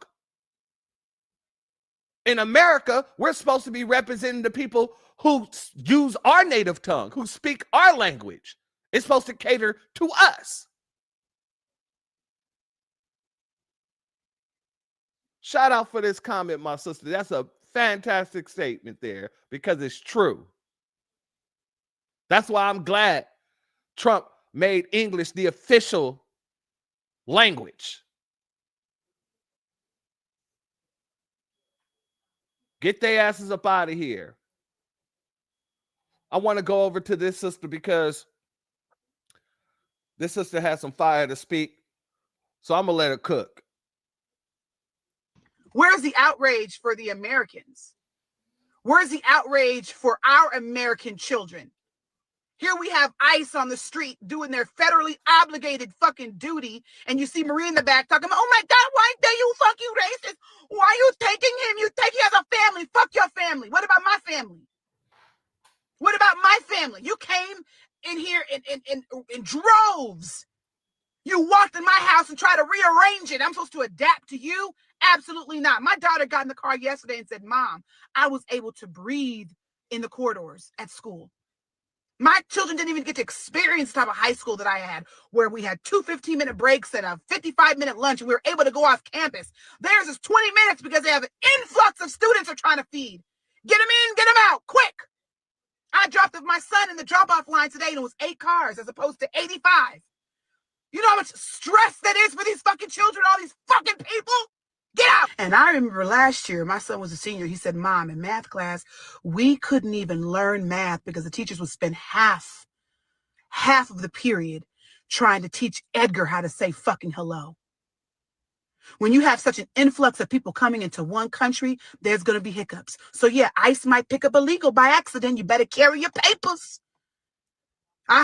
Thank the fucking Democrats for keeping the border open. Thank you for these motherfucking legals who try to come in here and do this shit the shiesty way. That's what happens when you do shit the wrong way. I have no sympathy or empathy for you. Not at all. If it was that easy to become a U.S. citizen, everybody would fucking do it, but it's not. Welcome to life, motherfucker.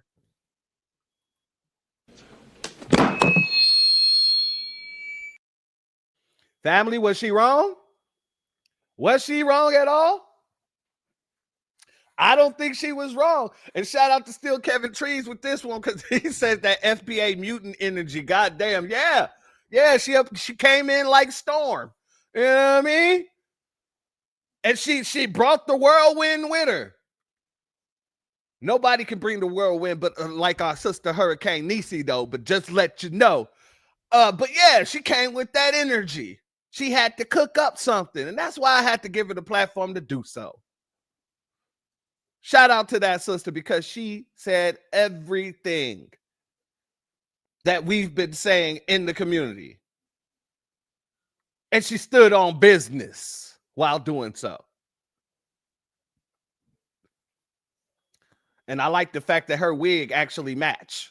You know what I'm saying? It's not a crooked wig like Jasmine Crockpot. And speaking of Jasmine Crockpot, we got to get into this next segment before we end off here. Shout out to our sister Mrs. L in the building. Much love to you.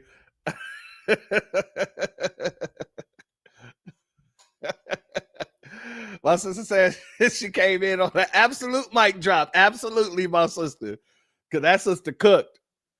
Had to drop the mic on that one.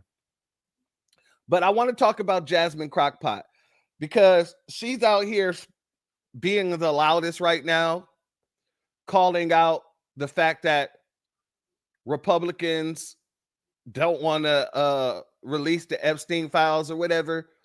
And she's like, that's because they're going to basically get caught up in all of their shenanigans that they had with Jeffrey Epstein. So I want to talk about that for a minute, because the truth of the matter is, the Democrats are pointing the finger at Republicans. Republicans are pointing the fingers at Democrats, and the Democrats, and they're looking like the goddamn Spider-Man picture with all the Spider-Mans pointing at each other. And they're trying to they say Epstein worked with Republicans. And then when you listen to the Republicans, they say Epstein, he was a Democrat. But when you have the research intact, you know damn well that Epstein dealt with both of them. Epstein funded both of them. He wasn't a Democrat. He was a financier who financed both of them. Let's go here. Folks who also took money from somebody named Jeffrey Epstein, as I had my team dig in very quickly: Mitt Romney, the NRCC, Lee Zeldin, George Bush, Win Red, McCain Palin, Rick Lazio. I just want to be clear. If this is the standard that we're going to make, just know we're going to expose it all. And just know that the FEC filings, they are available for everybody to review. This is absolutely ridiculous. You just folks who also took money. Family, I find it very disingenuous that she named all those people, but she left out Stacey Plansky. She left out Senator Chuck Schumer. She left out Bill Clinton. She left out John Kerry. She left out Hillary Clinton. She left out Chris Dodd. She left out Joe Lindbergh. She left out Tim McMillan. She left out Jeff Bingaman. Oh, yeah, she's leaving some people out. What about Elliot Spencer? Huh? Are you going to forget that he even gave money to your Democratic, what is it called? The Democratic Committee Commission? And your senatorial commissions? Now, granted, the DCCC, they did within a few days give back the money that Epstein donated to him. They did send that back within days. But all these other folks, they didn't send the stuff back until after they got caught the hell up. And not even sent it back. They donated a portion. They donated the same amount that he donated to them to these different groups that fight against trafficking and fight for child protection, right? But they didn't do any of that until after they got caught. So it wasn't something where, people just were so disgusted that they had the money and they found out that the money came from Epstein, so they were so disgusted. No, they did not say nothing until they got called out for taking the money. Let's be very clear about that. Exactly, Damon. Epstein was a universal giver and pervert. This is a great, great comment, because that's exactly what it is. But we're going to let the crock pot Crockett Get a couple more words in. Oh man, family, am I wrong? And this is just to the males in the chat, to all my brothers in the chat. Let me know. I need to know. I need to know. I gotta ask this question. Jasmine Crockett ain't too fond on the eyes, is she? She's not really soft on the eyes, is she? Like, I look at Jasmine and I ask myself, what kind of man would want to lay with that? Pair this face with the personality, and I'm like, she might end up a cat lady. She might look like a cat lady to me. She might end up as one too. She might end up like our sister Erica Badu said. She might end up as a back lady. Shout out to our brother Eric Johnson in the building. Much love to you, my good brother. He said, bet, side chick. There you go. I believe that as well. Still Kevin Tree says, I'm going to be nice and say she's seen better days. David says that forehead. I'm getting a soft one. Oh, hell. She looks better than most female politicians. Okay, I'm just saying, man, to each his own. Every time I see this woman's face, my stomach turns. I'm just being honest. Now, she does look better than a lot of other politicians. I'll give you that much.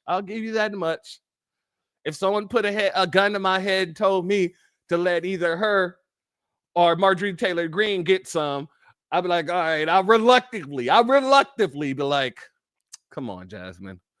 Let's go.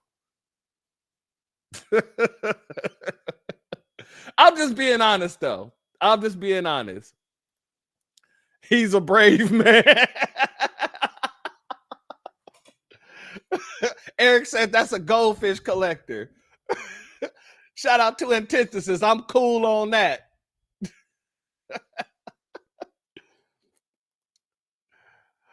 If she wasn't a shield, I'll smash. She got a cute face, generally speaking, as this is a bad pick. It is a horrible pick. Well, it's actually a horrible clip because this is a video. And some big T test as so, yep. Yeah. Big tatas, I see. Yeah. I understand you. I ain't no judgment. I just have to ask the question.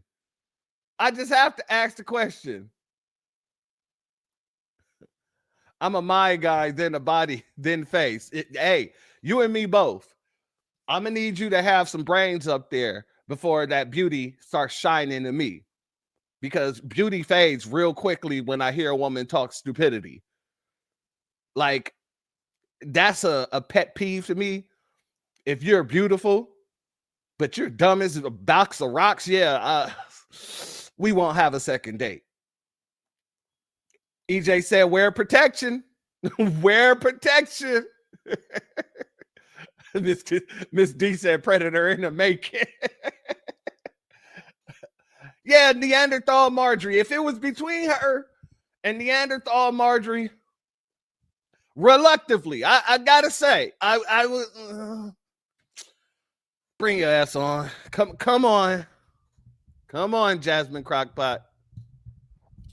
Let me beat the coon out of you. I have to tap them cheeks a little bit. Hopefully, when my job is done, I do such a great job. Well, I don't say hopefully. I do such a great job that maybe she'll, you know what I'm saying, push that coon into the side. You know what I mean? Maybe she'll take off the coonery.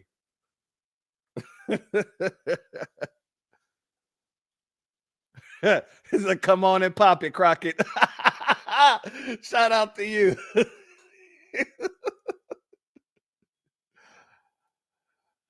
Gently used, cooter over 1 million miles. 20,000, 2,000. $2,000? Okay. All right. He said, put the Cleveland Browns paper bag over her face. Sure. You gonna put the Cleveland Browns over your face, brother? Oh, man. And says she got janky ears. Oh, y'all just going to hell off. I thought that was the bottom. Y'all got so shit. I just scrolled all the way down. There's a lot going on here. Gork only for me. Okay. Let's let her say what she has to say. He said, I love Jesus.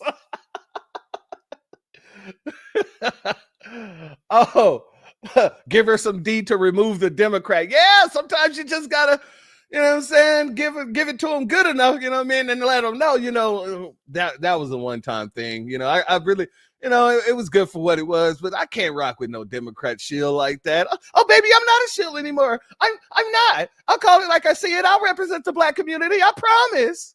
Yeah. All right, let's see how the next few weeks go before you get another taste of this.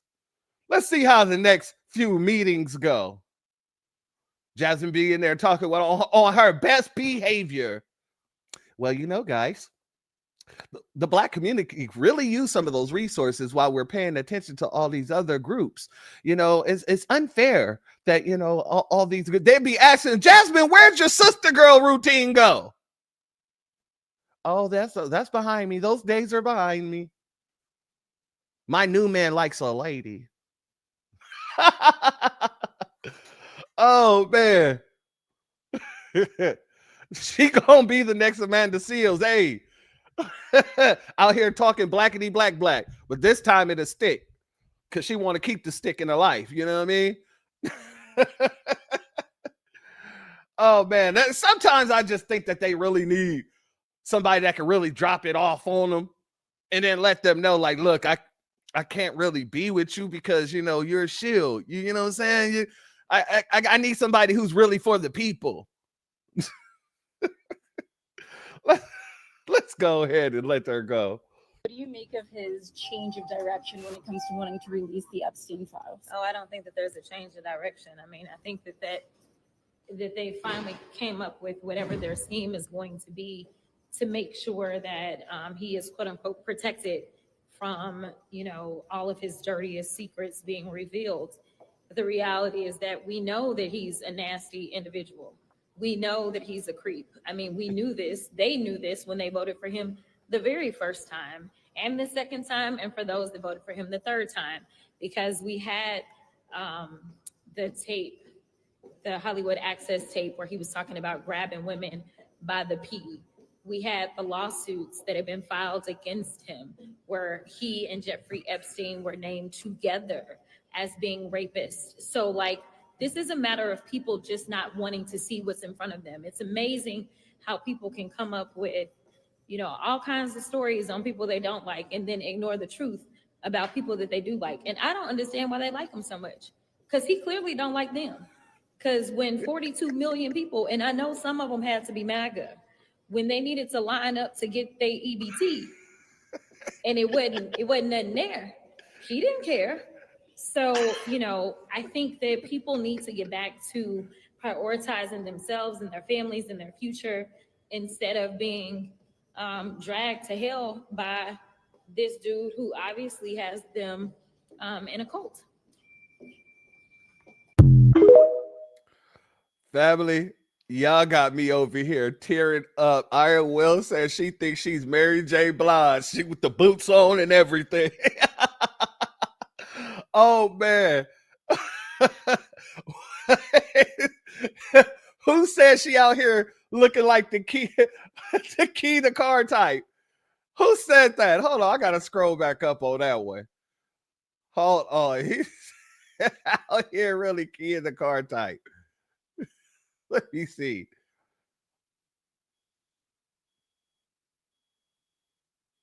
God dang, I can't find that dang. Where the hell that shit go? Whoever said it, shout out to you. God damn it, that was hilarious. Out here looking like the key your car type. That is it. Family, I want to go here before we get into this next statement here, the next clip. Ayo said that. Yeah, that's exactly. Shout out to Ayo for saying that, Debbie, because God, and now he said she looked like a Star Wars extra. Shout out to you. Kicking me with Miss D said she don't think it's gonna work. Well, I know my power of persuasion, so I wouldn't even second guess myself. However, you never know with these coons, so it takes a lot to get a coon out of being a coon. That's all I'll say. But I got a lot to give, so she might want to pull it together if she ever wanted a second shot. If I was to ever give her a first shot, that is.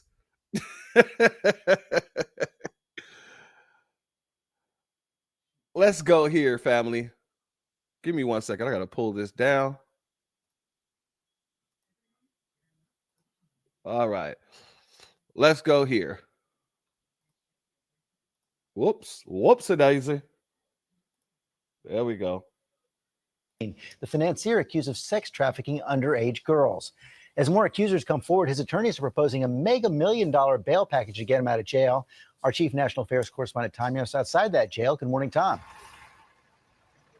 George, good morning to you. When Jeffrey Epstein was arrested, prosecutors made a very public plea asking for more victims to come forward. This morning, we can report several women with allegations have contacted attorneys.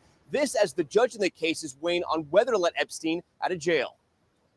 This morning, disgraced financier Jeffrey Epstein pledging to put up his $77 million Manhattan mansion and a private jet as collateral to secure bond and get out of jail while he awaits trial. In their legal filings, Epstein's attorneys say that he would agree to home detention in Manhattan, GPS electronic monitoring, and would not seek or obtain a new passport. Prosecutors have called Epstein an extreme flight risk because of his vast wealth. The charges are very serious, and they carry with them a maximum sentence of 45 years in jail, which to someone of Epstein's age is basically a life sentence. So we think he has every incentive to try and flee the jurisdiction. But it's unclear, even to prosecutors, how wealthy Epstein exactly is. His career has taken several twists and turns, from being a math teacher at an elite New York prep school to becoming a Wall Street insider, then a private wealth manager. His real estate holdings alone are worth hundreds of millions. Besides his mansions in Manhattan and Palm Beach, he has an estate in New Mexico and owns 2 private islands in the Caribbean and a home in Paris. He traveled in private jets like this one, which according to flight logs from court records, he used to travel with celebrities and world leaders. A philanthropic trip to Africa in 2002 included President Bill Clinton, actor Kevin Spacey, and Chris Tucker. In civil litigation, it's been alleged that he used his planes to shuttle underage girls around the U.S. and overseas.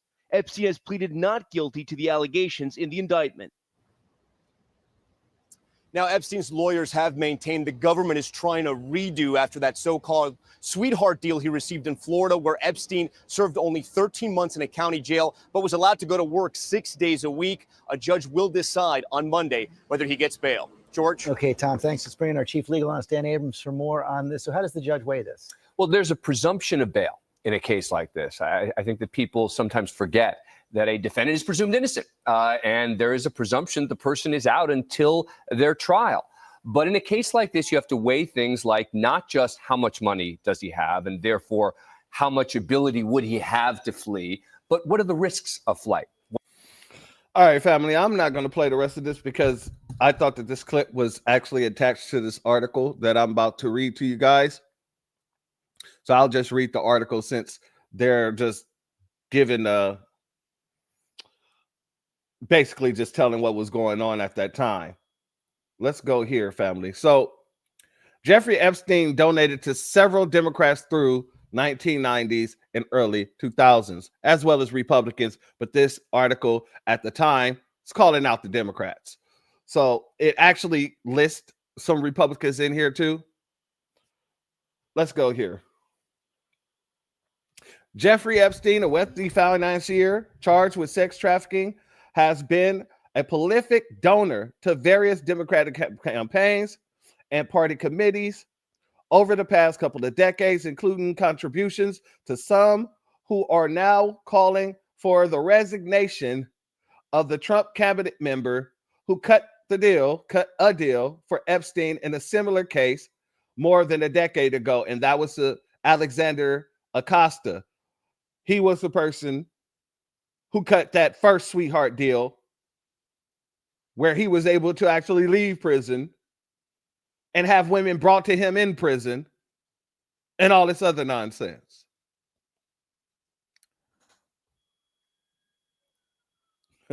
I'm sure he did. One of his best buds was Clinton, allegedly. Absolutely. Absolutely. And I'm pretty sure he faked his death as well. That's just my thought, especially because he had ties with the Mossad. And there's articles about, the Mossad breaking people out of prison and getting them to Israel. So yeah, that is absolutely a fact. Let's get back over here. One of the biggest beneficiaries of Epstein's contributions was then Senator hopeful Hillary Clinton, who received $20,000 from him in 1999 through her joint fundraising committee with the Democratic Party, according to Federal Election Commission filings. Bill Clinton's president campaign also received $1,000 from Epstein in 1992. The Clintons, and here's another thing too, because there's some people going around saying Bill Clinton never been on Epstein's island. I don't know how true that is, because Bill Clinton and Epstein were very buddy-buddy. Very buddy-buddy. But let's say he never touched foot on the soil of that island. It wouldn't matter, because Epstein would have young women on his plane as well from time to time. And you've seen how many times Bill Clinton was on that plane. All you got to do is check the flight logs. So even if he never touched soil on Epstein Island, he was still in the Lolita Express more than enough to know what was going on.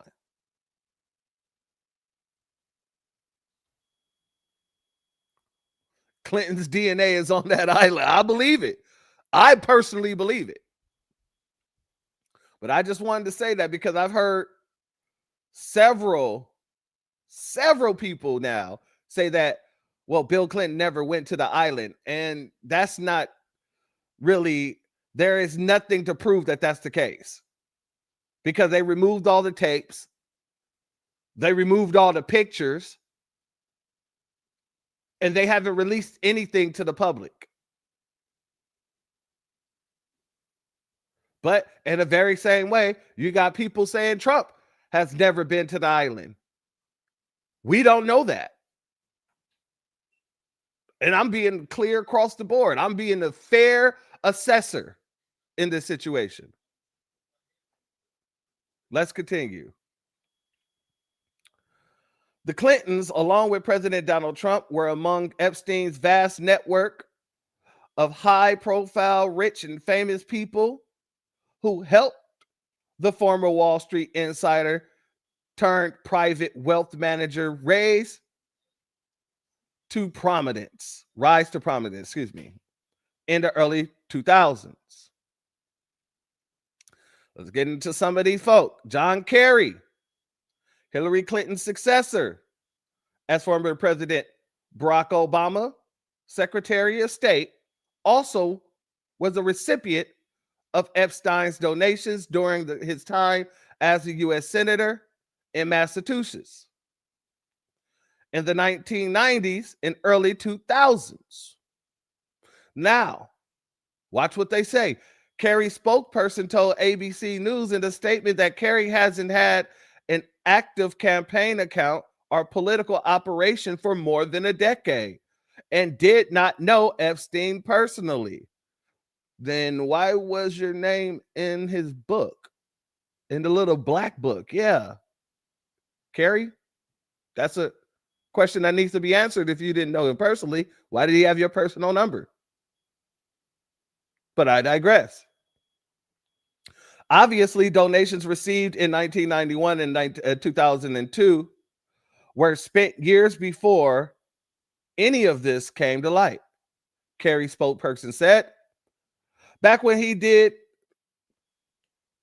excuse me, back when he did have an active campaign, if donors were convicted of crimes, the campaign gave away those contributions to charity, and the small amount was likely given away in 2008. Epstein was just one of hundreds of thousands who gave to the campaign, not someone in our orbit. Safe to say, he's not in our Rolodex, but you're in his. He might not be in your Rolodex, but you're sure in his. Similarly, Hillary Clinton's spokesperson, Nick Merrill, told ABC News that JFC has been defunct for over a decade and referred to the Democratic Party. ABC News have reached out to the DSCC. That's the Democratic Senatorial Commission, whatever.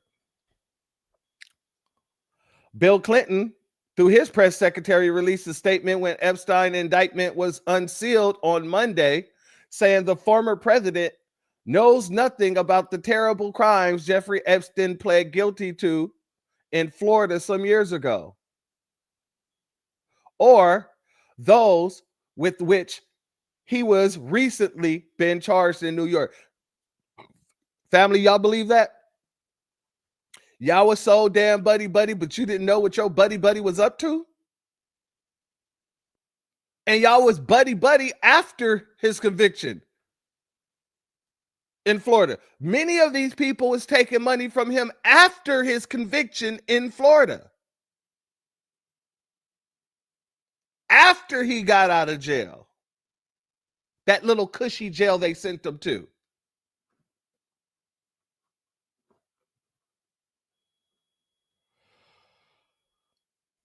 ABC News has reached out to representatives for Bill Clinton specifically about the donations, but they did not immediately respond. The decades-old donations raise broader questions about how such contributions should be handled when years later the donor is ensnared in controversy. Y'all took that money, and like I said, many of these people was taking money after he already got convicted. It wasn't until people started calling it out that these folks started deciding to donate the same amount that this man donated to them to all these different NGOs.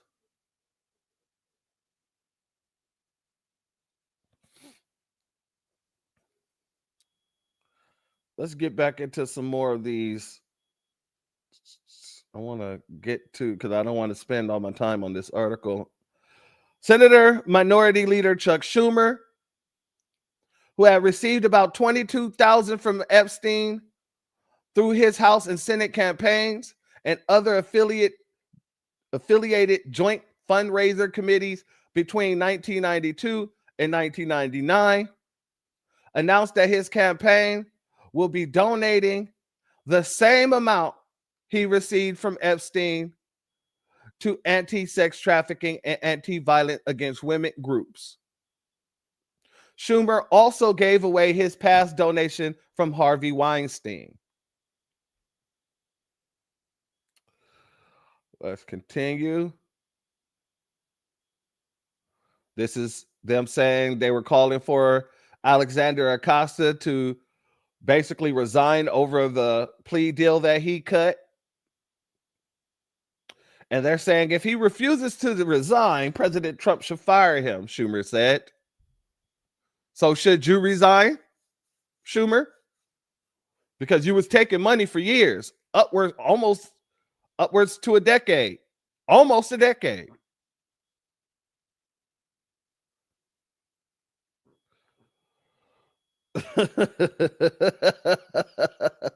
Ayo said Chappelle Show. Fifth, there are so many amendments that I can choose from. But if I got to choose one, I choose the fifth. 1, 2, 3, 4, fifth. Shout out to Dave Chappelle for that. That's one of my favorite episodes, to be honest. Okay, let's continue here. Virginia Island's House Delegate Stacey Plaskett, who received a total of $8,100 from Epstein, and this woman right here, she is a box of rocks. If I ain't never heard her talk, this woman just make things work for herself, and I'm gonna play a clip to show that what I'm talking about. In 2016 and 2018 cycles, now notice that was way after his conviction and way before he got arrested. On Wednesday, announced she will be donating the same amount to Virginia Islands organizations that work with women and children, and called for, and notice how they keep talking about donating to the same organizations. How do we know that you don't have any ownership in those organizations? How do we know that the organizations in itself aren't kicking those dollars back to you in some sort of shape, form, or fashion? How do we know that y'all aren't talking about the same NGO? So the same NGO is just going to get a sum of upwards of thousands and hundreds of thousands of dollars, right? I'm just asking questions here. And call for other elected officials in the Virginia Islands to return any donation from Epstein. I want to be clear that I in no way supported the allegations and have confidence, really, in the Southern District of New York to investigate and prosecute the matter, Plesky said in the statement. This isn't the first time politicians have backtracked on Epstein's money. A spokesperson for Clinton, formerly Energy Secretary Bill Richardson, that's the man who also ran New Mexico at the time, the governor, who's also in Epstein's book,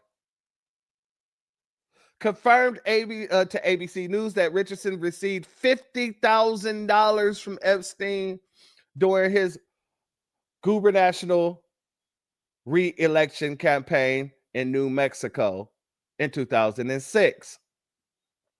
The spokesperson told ABC News that Richardson donated the same amount to local charities,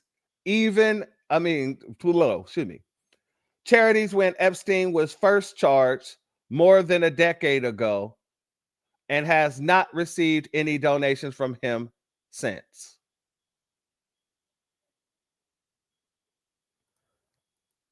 Oh yeah, Oprah has been very quiet until they need to bring her out for the elections.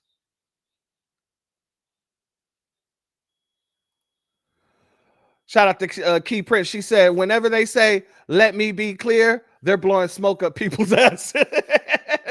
Hey, and that's the same thing Sheila Jackson Lee used to do all the time. Now, let me be clear. Let's be clear. That's what she said. So every time I see this woman, she says something like that. Let's be clear, or let me be clear. So I 100% agree with you on that, my sister. 100% agree. Let's continue.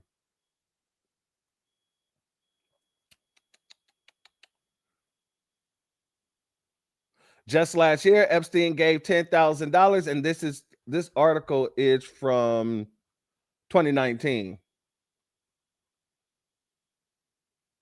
Just last year, Epstein gave $10,000 to the Democratic Congressional Campaign Committee, but the party Committee returned the donation just days later. And that right there, I'll give them credit for. As soon as they got it and saw who it was from, it was like, yep, send that shit back. That's what they should have done. Not wait until they got called out as somebody who accepted campaign donations. Shout out to Black Flower. She says, NGOs are predominantly crooks. And I agree with you 100% there too. 100%. Aunt Maxine says that a lot too. Yep, absolutely. Let me be clear. Damon Reeves says, nah, it's let me be white. Let me be white. Oh, geez. Reparations Day says that's such a lawyer / political politician phrase. My brother is a lawyer and he used to work in politics. Excuse me. It says that shit religiously says that shit. Okay. Oh man. So when I get my law degree on, if y'all hearing me say, let me be clear, you know that they taught us that in law school. All right. That's going to be the situation I see. By the end of law school, somebody's going to teach me, let me be clear. Let's be clear. Let's go here, fam. Let's finish off this.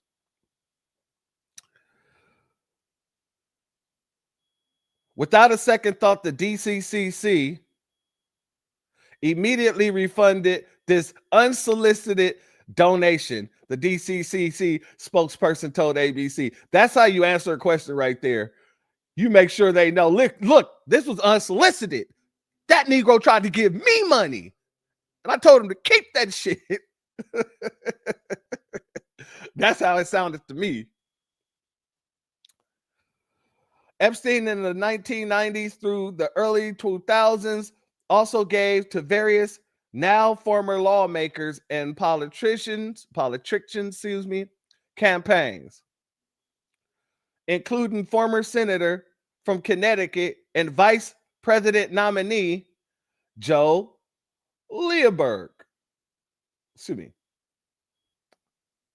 Lieberman. Lieberman. I'm tripping the hell out. And former rep Ricky Lazio. I forgot all about Ricky Lazio. Both of them are Republicans. Well, no. Lazio is Republican out of New York, who ran unsuccessfully against Hillary Clinton for Senate in 2000. So this just goes to show that the bastard was giving money to both parties, both sides. And that's it for this article. Family, these folks, like I said, Democrats are pointing their finger at them, and Republicans are pointing their finger at them, and I'm pointing my finger at Lieberman, huh? Lieberman. I wanted to call him Lieberman. Yeah, the Republicans are pointing their finger at the Democrats and say, look that way. The Democrats are pointing their finger at the Republicans and saying that look that way. And I'm pointing my finger at both of them, telling everybody to look at both sides. Absolutely. If you're gonna talk about this situation, you're gonna talk about this situation correctly. You're not gonna just try to isolate it to one side or the other. They're both heavily involved. Let's continue. Let's go here, family. The bill to release the Epstein files is headed to Trump's desk. It's passing through the House and Senate. The Epstein release has been a roller coaster. Is the ride over? We don't know. We know Democrats think it'll damage the president, but now it's backfiring on them big time. Remember, Epstein was a Democrat. He was a Democrat donor. No, he was an equal opportunist donor. Anybody he could put in his pocket, he gave money to. It didn't matter whether you were a Democrat or Republican. You didn't even have to be a politician. You could have been the head of Harvard, for instance. You could be in tech. And he was funding all of that. MIT. So let's be very clear. He was an equal opportunist when it came down to party affiliation. But let's continue. And he hung out with Democrats and the liberal media at all of his homes.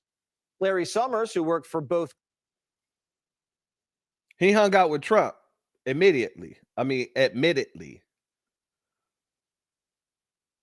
He hung out with plenty of goddamn hell. Like I said, Alexander Acosta, that man's a Republican. And it was him who gave him a sweetheart deal. Now, Acosta loved to say that, someone tapped him on the shoulder and said, hey, Epstein is an asset, so you can't just send him away like that. But regardless, it was a Republican that gave him the sweetheart deal. You see, we're not going to sit here and play left and right. We're going to call this shit right down the middle, because that's how you're supposed to do it if you really care about this type of situation. But let's continue. I Am Kiera said they both look guilty. A lot of entertainers, shout out to our sister Key Prince, a lot of entertainers right and lefty,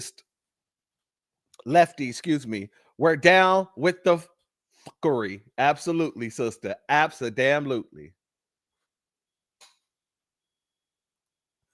Jeff and his bottom B. Absolutely. Man, I can't stand this man on the screen, though. Just so y'all know, this is a quick little detour. This is Larry Summers.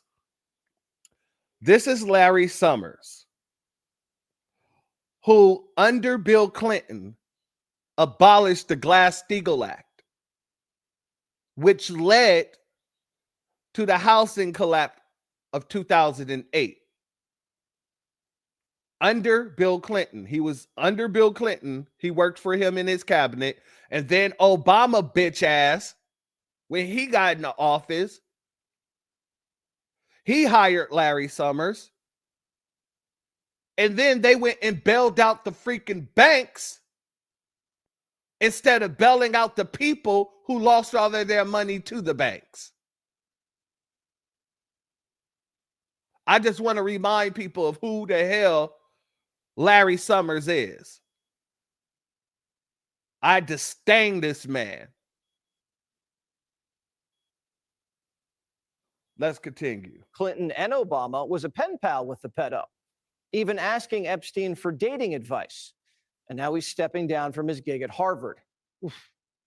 Bill Clinton was supposed to testify last month, but his lawyers are playing games. Careful, you can go to jail for ignoring a House subpoena. House Democrat Stacey Plaskett's also getting Epstein. She took thousands in donations from the predator, and he fed her questions during a congressional hearing. Raskin says it was a perfect phone call. They've arraigned a Democratic member for taking a phone call from her constituent, Jeffrey Epstein, in the middle of a hearing. And of course, I don't think there's any rule here against taking phone calls in a hearing. How did he have her number if he was just a constituent? How did he have a direct contact number to a representative and was able to not only have her number, but contact her during a time where she shouldn't have had anybody contacting her? And she took the call. She took the damn call.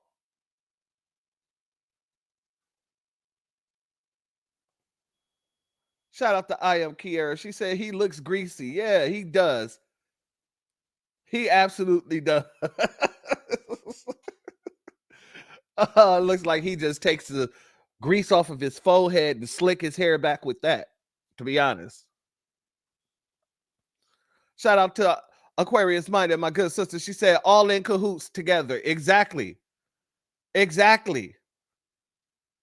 Y'all just, at this point in time, once y'all went after Trump, all the gentleman's agreement that you guys had not to implement each other just went out the window.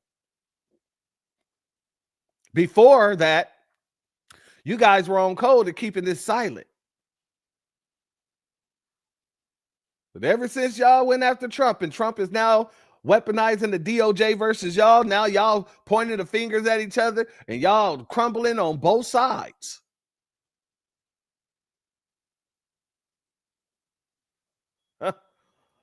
Money talks and bullshit walks, and you absolutely correct.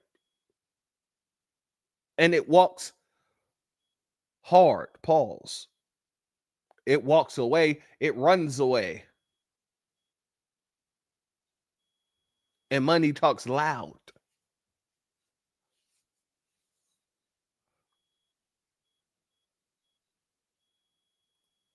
Shout out to Damon Reeves. All those mofos on those emails should get the Diddy work. Absolutely. Diddy got picked up for less. At this point, at what point do we say these people were colluding with each other? At what point? They're all coming out with the same type of talking points, especially people like Hakeem Jeffries. But I'm moving a little bit ahead of myself. Let's continue this. But all these Epstein revelations are suddenly making hits. Right to Hakeem Jeffries. Look at that man's face. That man got a face only a mother could love. And maybe not even that. But I digress. Let's continue. Lips clam up. Do you condemn Stacey Plaskett just talking to a sex trafficker during a hearing? I haven't had a conversation with Stacey Plaskett. But does that trouble you? I have not had a conversation with Stacey Plaskett. Well, we just found out why Hakeem doesn't want to answer any questions. Another email shows Democrat fundraisers invited Epstein to an event or to meet privately with Hakeem Jeffries as part of their 2013 effort to win a majority. So Hakeem Jeffries' campaign solicited money from Jeffrey Epstein. Hakeem's team sent an email to Epstein asking for money and inviting him to dinner. Shout out to our brother Nightfall in the building.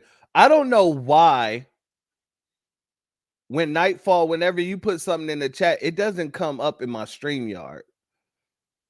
Like I have to see somebody tag you in order to see that you're in the chat. I don't know why. Let me check and see. Let me see on my phone. Let me see if. Yeah, you're in the chat on my phone, but just not in the StreamYard chat. But shout out to you, my good brother. Much love to you. Thank you for being here, family. Let's continue. Telling the pedophile that Hakeem was the Brooklyn Barack. The Brooklyn Barack? Oh, you the Brooklyn Barack Obama. So you was trying to get some of that billionaire dollar. Interesting. I can remember a time where you were very, very much so saying that, you know, we've always called for these things to be released. Does that include your emails? I digress. Let's continue. Democrats and Epstein shared a lot of things, especially TDS. I just got a little report, and I put it in my pocket, of all the money that he's given to Democrats. He gave me none, zero, no money to me, but he gave money to Democrats. And people are wise to your hoax. They still can't get over their old buddy Jeff. Swalwell trusts the Epstein people more than Pam Bondi. By nature of who is being forthcoming and who is not, I believe the Epstein estate over the DOJ right now. What does that mean? I guess he still has trust issues after Fang Fang. And this just in. New hoax alert. New hoax alert. New hoax alert. The LA Times thinks Trump might destroy the Epstein files. How do you destroy evidence of a crime you didn't commit? Doesn't make any sense. Even CNN's fact-checking Democrats. The president has not been accused of any crimes or wrongdoing as it relates to Jeffrey Epstein or these files, even with these emails being released. That's one thing that we need to make clear. But yet, one thing about not been charged yet. Yes. Yeah, there's no accusations though of any wrongdoing. Notice this woman said there's no accusations of any wrongdoing and he hasn't been implemented. And then this woman says yet. He hasn't been implemented yet. This is conflicting on one damn network. She tells you the truth, and then she got to sow a seed to make sure you think that he can be implemented in this situation. And maybe he can. But yeah, for CNN to do it like that, yeah, that was... They were trying to cover his ass. They're trying to cover their own ass, to be honest with you. Trump's tired of hearing the Democrats squeal about a dead pedophile. You got to find out what did he know with respect to Bill Clinton, with respect to the head of Harvard, with respect to all of those people that he knew, including J.P. Morgan shares. Yeah, Jennifer, go ahead. Go ahead. Quiet. Trump's the most. God dang, he said, quiet, piggy. Chill out, Trump. What's wrong with you? I thought you were the president of these United States. And when a reporter get under your skin, you just go the hell off. Quiet, piggy. Damn. Transparent president in history releasing MLK, JFK, UFO, and Epstein files. What Epstein files? Pam Bondi came out talking about she was going to release the files. She had the files on her desk. They were going through the files. They were juicy. She gave empty binders to a bunch of damn people. And then turned around and said there are no Epstein files. So what files did he release? We're not going to play this game here, Mr. Waters. We're not going to play this game. Shout out to the boogeyman Bob in the building. Much love to you. Thank you for being here, family. But the press is never satisfied. Why wait for Congress to release the Epstein files? Why not just do it now? No, it's not the question that I mind. It's your attitude. I think you are a terrible reporter. You could. Damn. It's not the question that I mind. It's your attitude.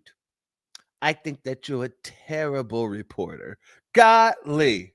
Tell her how you really feel, Trump. Even ask that same exact question nicely.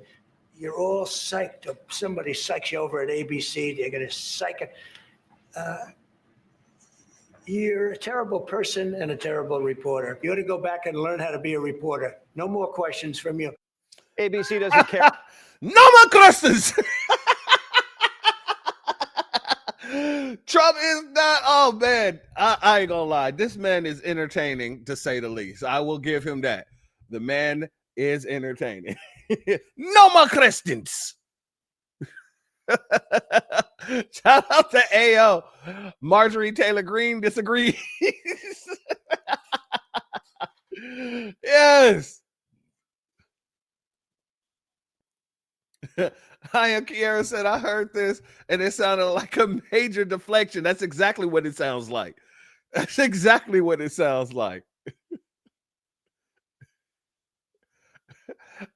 Aquarius might say, I actually like when he give his fellow WS that work. I'm with you there. I'm with you because it brings them back down to size. It makes them understand that, hey, check this out. Hey, come here. You. You're still a Nabisco. You are beneath me, Nabisco. And when Trump do it, it makes it even funnier because it's even more Nabisco on Nabisco crime. I don't want to hear nothing about black on black crime ever. Because there's a lot of Nabisco and Nabisco crime happening in politics alone. Let's continue. About the victims. They spiked the Epstein story to get in good with the royals years ago, remember? Now they're trying. Now that is true. ABC News absolutely did shut down Virginia Giuffre's interview because she was trying to put this information out there, and they refused to do the interview with her just to make sure that they didn't mess up their business relationships. So that one, I will give him 100% credit on that one. Well, I'll give you 50% credit, partial credit. Let's continue. Person and a terrible reporter. You ought to go back and learn how to be a reporter. No more questions from you. ABC doesn't care about the victims. They spiked the Epstein story to get in good with the royals years ago, remember? Now they're trying to resurrect it to drive a wedge between Trump and Republicans. Sorry, doesn't work that way. Just like the shutdown, this stunt's going to hurt them a lot more than it hurts him. All right, family. So I want to go here because I'm saying like this is just a game for these people. They're the ones that Epstein dealt with. No, they're the ones that Epstein dealt with. I can name names. I can name names too. They're still in the same business. Everybody name names, and guess what? Let's get all those people up out of here. Regardless of party affiliation, if you really gave a damn. If you really gave a damn, get all of them out of there. And before we get to this next clip, let me remind y'all of the people that receive funds on the Republican side, since I did name some names on the Democratic side. George Washington Bush. I mean, not George Washington Bush, George W. Bush, excuse me. He received money. What's that what's that dude's name? D'Amato. Alfonso. I think it's Alfonso D'Amato. He received funds. We already talked about Rick Lazio. Bob Dole received funds. John, I'm spacing on that man's last name. Kasich, I think his last name is John Kasich. He received funds. Bob Packwood, he received funds. The freaking, what's the name of that organization they have for the Republicans? Members of the RNC committee receive funds as well. So let's be very clear. He was financing both sides. And that's kind of what they do. Neely Fuller Jr. already said, white supremacy likes to take all sides of the argument. So of course he would be funding both parties. And I'm pretty sure, I haven't even looked into the people in the Green Party that he probably funded. I'm pretty sure there's some people in the Green Party that got some Epstein ducats as well.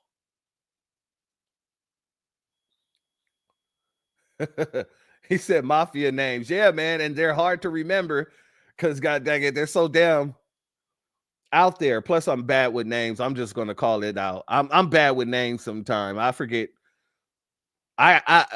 If I rock with you, I'm not going to forget your name. But when it comes down to situations like these, I tend to remember enough of their names, but I'm forgetting a whole lot of names too. Just to be honest. Now let's get to this next clip because they're going to start naming names on each other. Let's talk about the whole situation with Hakeem Jeffries. Here's the email right here. colleagues' coordination with Epstein. Another email shows Democrat fundraisers invited Epstein to an event or to meet privately with Hakeem Jeffries as part of their 2013 effort to win a majority. So Hakeem Jeffries' campaign solicited money from Jeffrey Epstein. That's what we found in the last document batch. The files underscore why former President Trump must appear for his deposition. We've subpoenaed him. To date, the Democrats have done nothing to help us secure his appearance. I support full transparency. The Oversight Committee will continue to work to get the truth to the American people and to get justice for the victims. That's our goal of this investigation. With that, I yield back. The gentleman yields back. Yeah, Mr. Speaker, we reserve. The gentleman reserves. The gentleman from Maryland is recognized. Colleagues coordinate.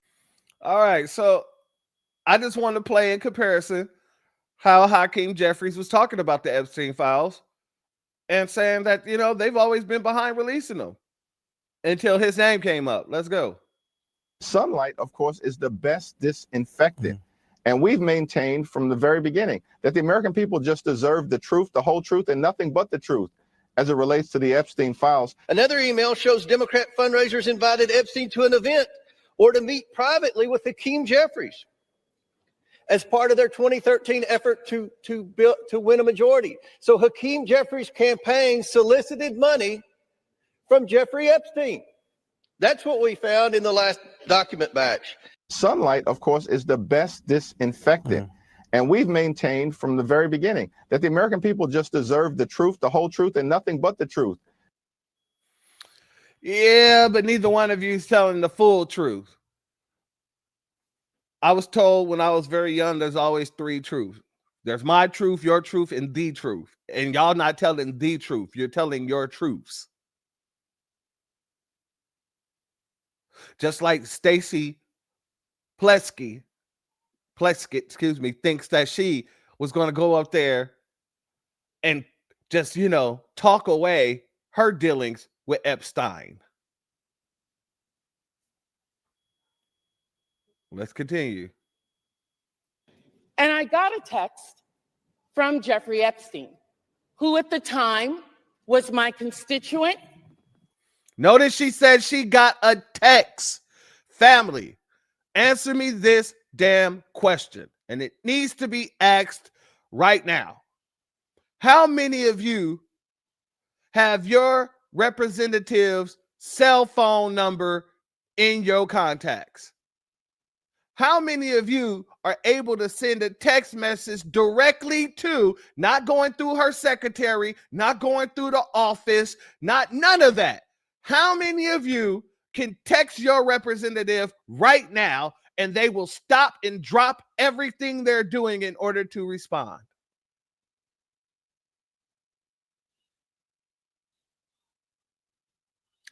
I can answer that right now. Not one of you.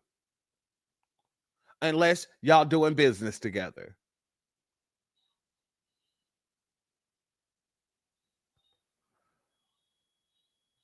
Not your boy.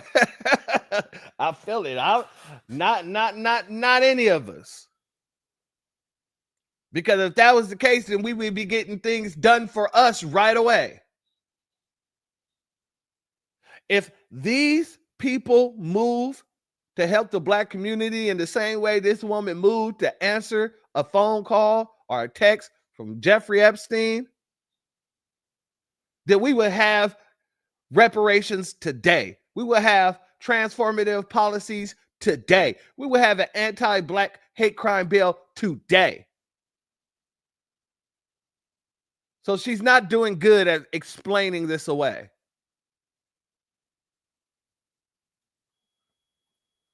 Exactly, unless you're greasing their palms majorly.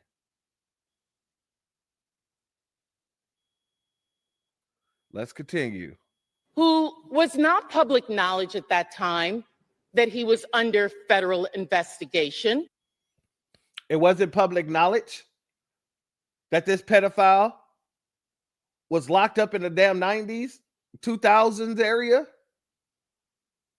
for pedophilia.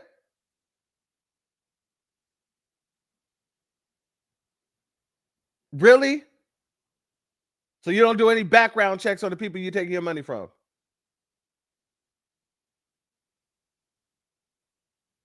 This is crazy for her to even say. You found out in 2016. Excuse me, you were taking money in 2016 to 2018. That was way after this man already had been convicted. Way after. But it wasn't public knowledge? All right, continue. And who is sharing information with me. Now, I heard recently, and I got a text. Who is sharing information with you? What kind of information was he sharing with you?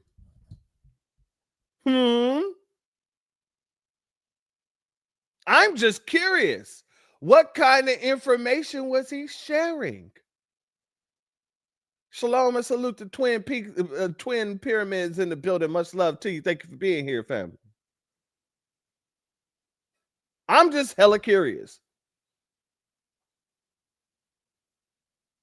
All right. Let's go here.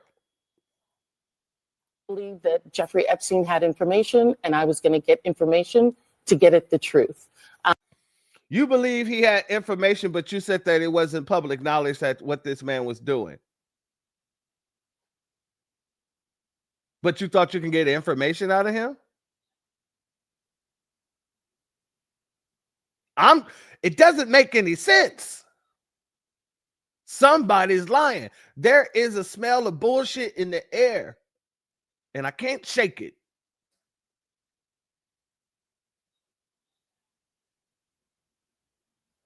Let's continue. Having a friendship with him is not something that I would deem to have. And so I'm just looking forward. I'm moving forward. And I think that that's what we as American people should do, is move forward. If individuals are not involved in illegal activity, extending his criminal enterprise or his financial enterprise or all of those things, I think that we need to look at what people are doing moving forward. Wait, let me just better understand that. What is that point? Because at the time he was a known sex offender and it had been detailed all the sexual abuse. There are a lot of people who have done a lot of crimes. And as a prosecutor, you get information from people where you can. What? There were a lot of people that's done a lot of crimes, and as a prosecutor, you get information from people where you can. You're not a freaking prosecutor. You're a sitting representative. What the hell kind of information did he have that you were so privy to getting? Oh, no. You got the game messed up. Exactly. The lies these shills tell. They will sit here and tell you a lie straight in your face. You watching them piss on your head, and they're like, hey, that's just rain. Shalom and salute to our sister, Astarte Jones in the building. Much love to you, my good sister. Thank you for being here. Let's go here. Resolution 888, censoring and condemning Delegate Stacey Plaskett and removing her from the House Permanent Select Committee on Intelligence for conduct that reflects the discredibility on the House of Representatives for colluding with convicted felon and offender Jeffrey Epstein during a congressional hearing.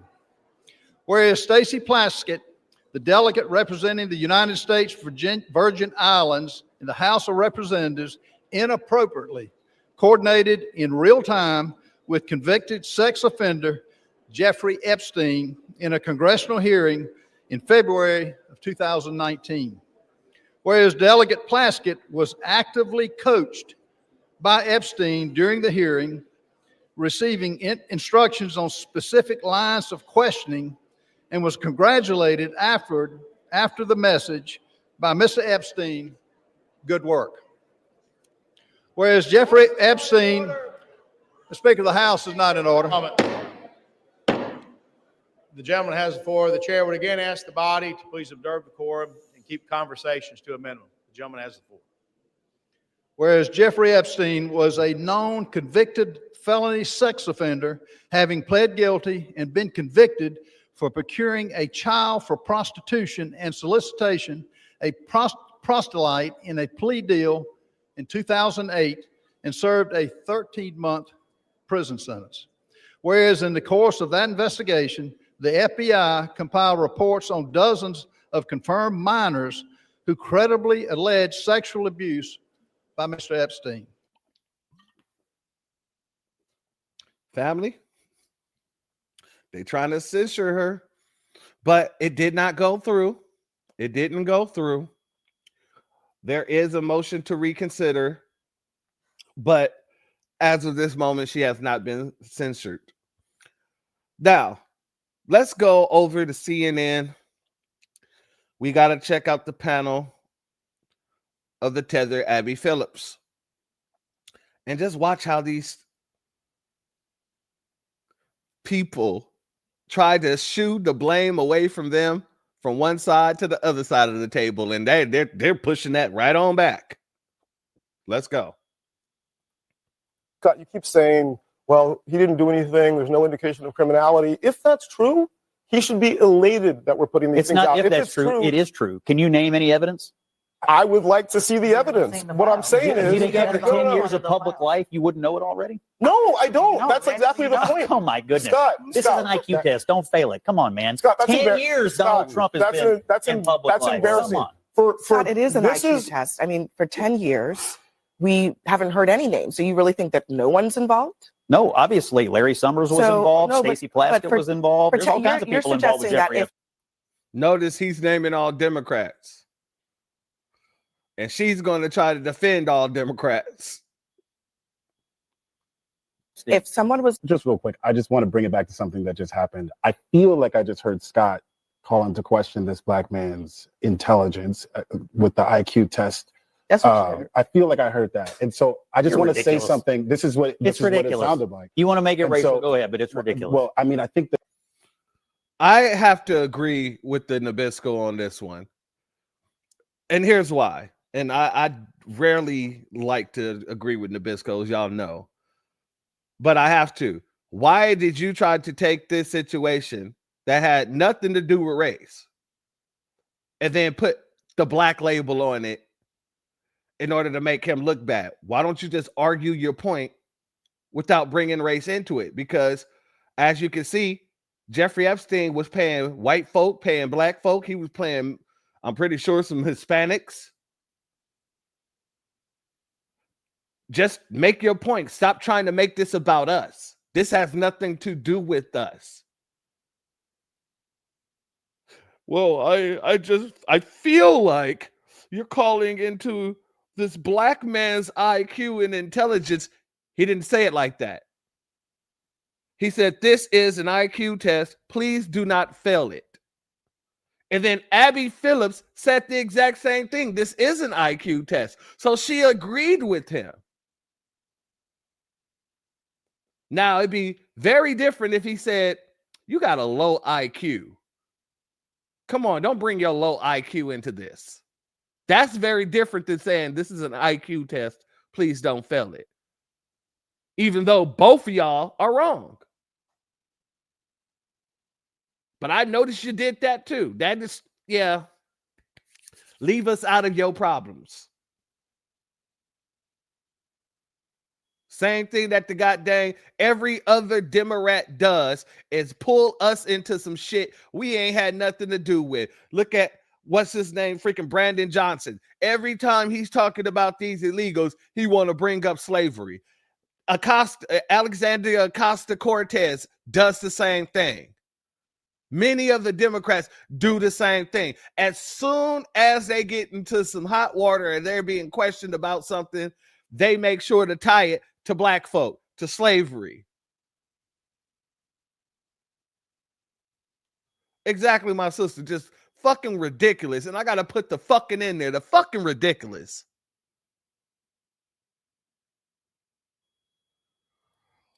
Let's continue. By the way, we know each there other is and we're friends. I know this man. He's a smart guy, and we're having a debate. We're having a debate. Don't make it into so. We don't even know each other, but we do. This actually relates back to the topic that we're having, Scott. There is a you're sitting here with so much confidence without seeing all of the documents that Donald Trump is innocent.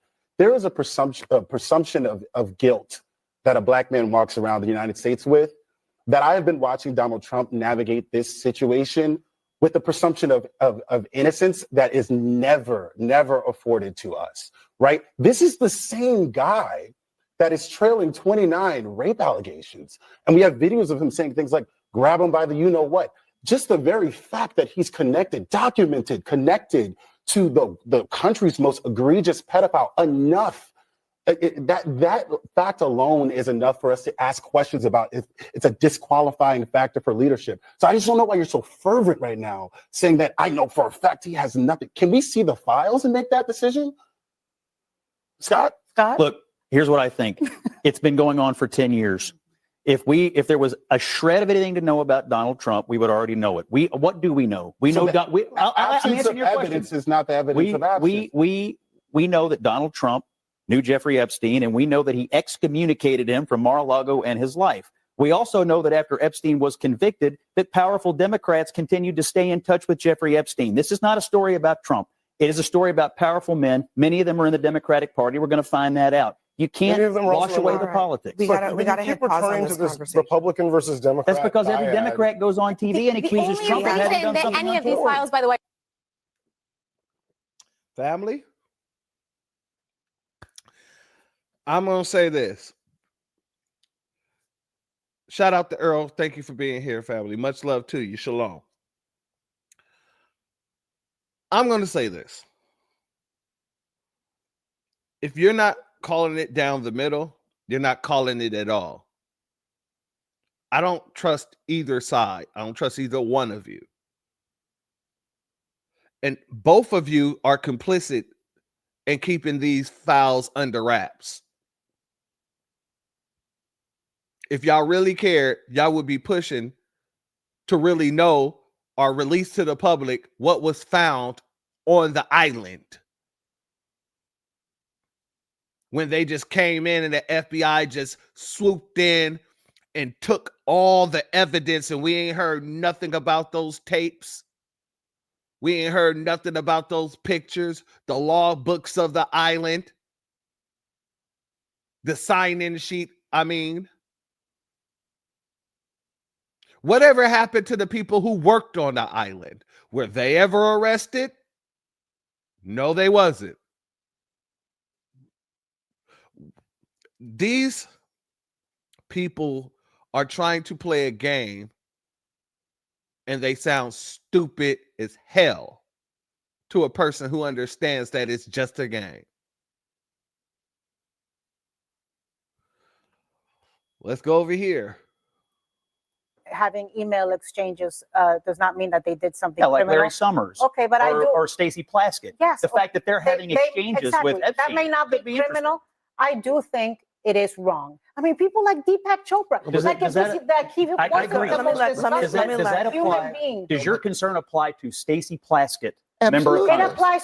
Did you just hear me? across the board. Did you just hear me You say? think she should resign? Should There she you go resign? again. Scott, There you but go again, trying it's to make this very- into a Democrat. I think it's very- versus She was Republican. being But Scott, programmed it's by very, him it's after very the moment you said hypocritical we all for knew. you to. It's Well, very then she's gotta hypocritical for explain you it. to call out the names of only the Democrats, but not apply the very same logic to everyone. It's very disingenuous that you just literally said that he's calling out just names of the Democrats but won't apply it to everyone, and then you guys are also only calling out the name of Republicans and not applying it to everyone. So I think you're both in a world full of bullshit. Straight up.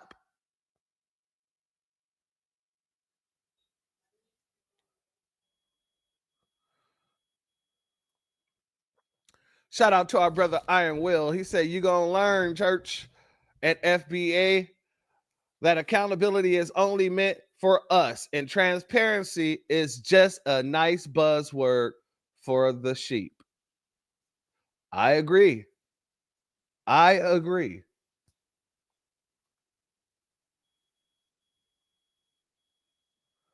Shout out to our brother Curtis Price. Much love to you.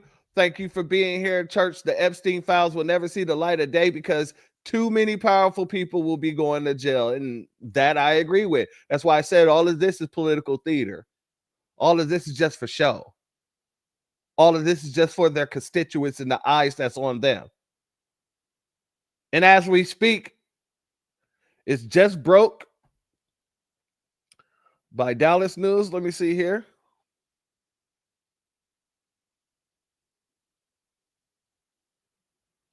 So Trump has officially signed the bill. Okay. Trump has officially signed the bill, according to Dallas Morning News. At 8:15, they released an article. And I didn't pull it up because I'm seeing it on my phone right now. The notification just came in. So apparently we're going to figure out what's going on. But I guarantee you, whatever they release is going to be heavily redacted. I can almost guarantee that. It's going to be heavily redacted. In the very same way that the first Epstein court case came out and it was almost all redacted. And it took years for them to release the unredacted version that was still heavily redacted. It makes, trust me when I say, they didn't sign the bill to release these things, but most of the stuff is going to be redacted.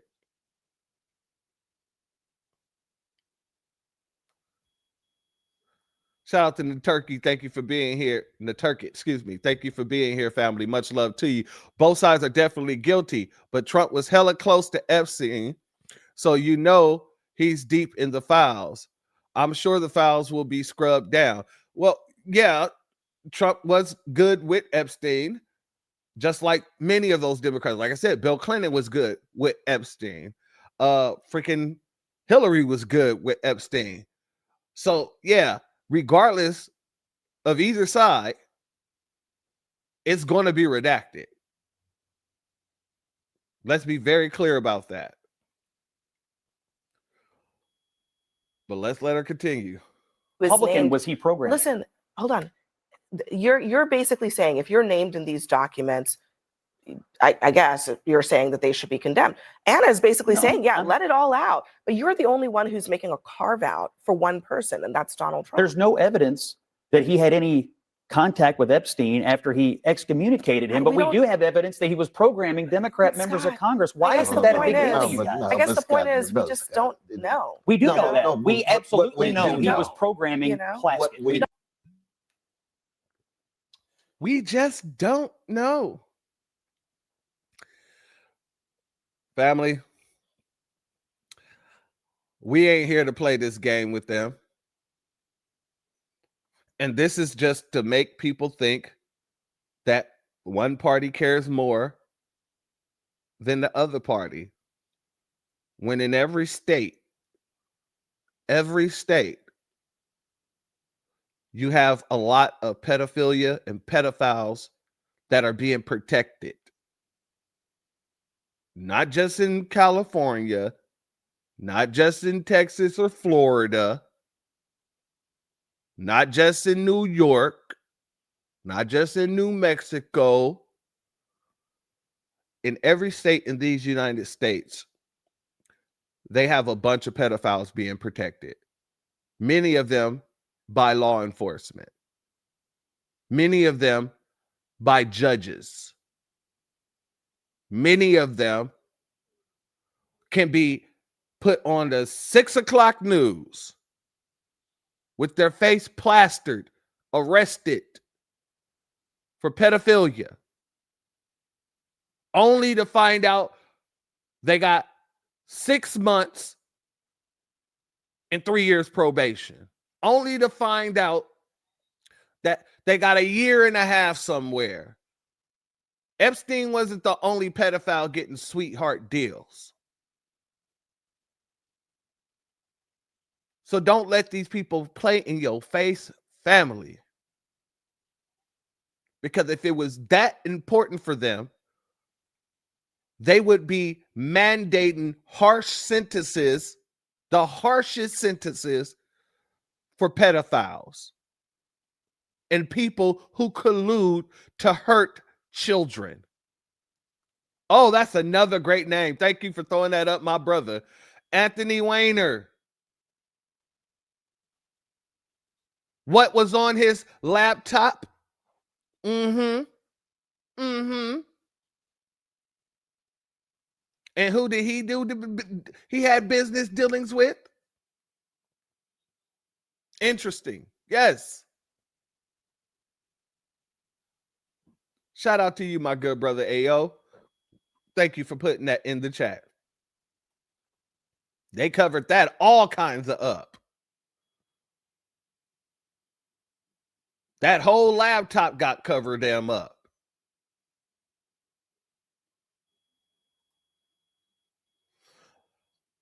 Their high-profile pedo ring operating throughout North America. That's a fact. Absolutely, my good brother.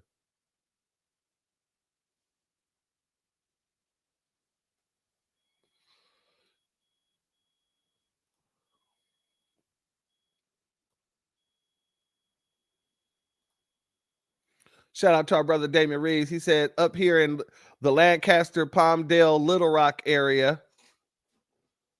You in California, man? Palmdale, Lancaster, Palmdale, those are two California cities. But then you said Little Rock. So you're not in California. I didn't even know y'all had a Lancaster, Palmdale out there by Little Rock. But anyway, I digress. There's a lot of those sick assholes. Absolutely. Absolutely.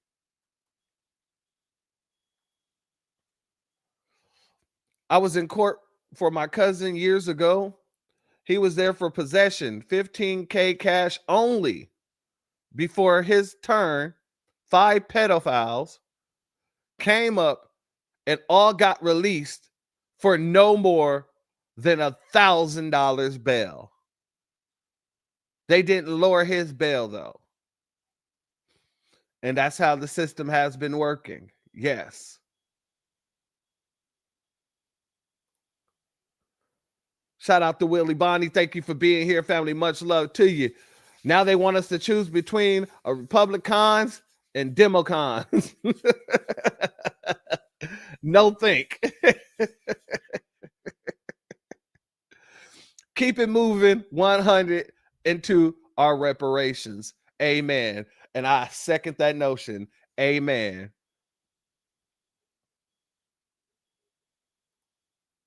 Oh, you are in Los Angeles, Border Lake, Los Angeles. Okay. All right. I didn't know they had a Little Rock area. All right. And I'm from LA. So what part of I got to figure that out. Unsupervised probation, probably. Yep.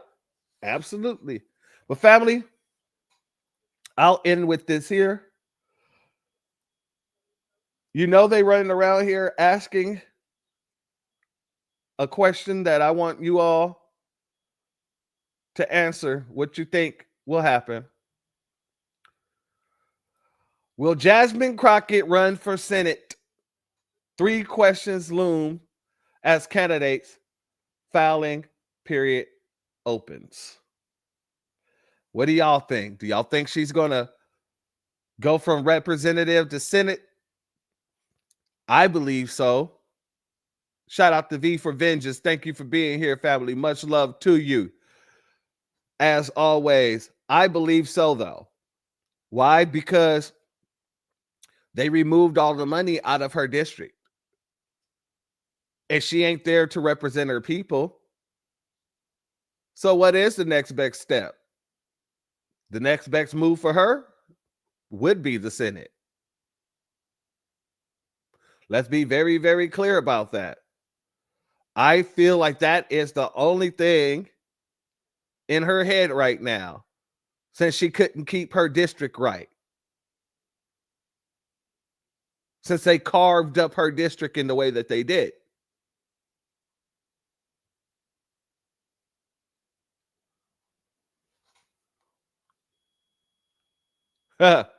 She will do it if she gets donations. And I'm pretty sure there's a Democratic machine behind her willing to do that. I want to end with our good brother, the Black Receipt.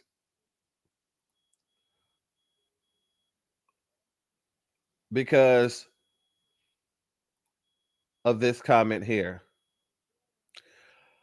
In case y'all don't know, they are doing this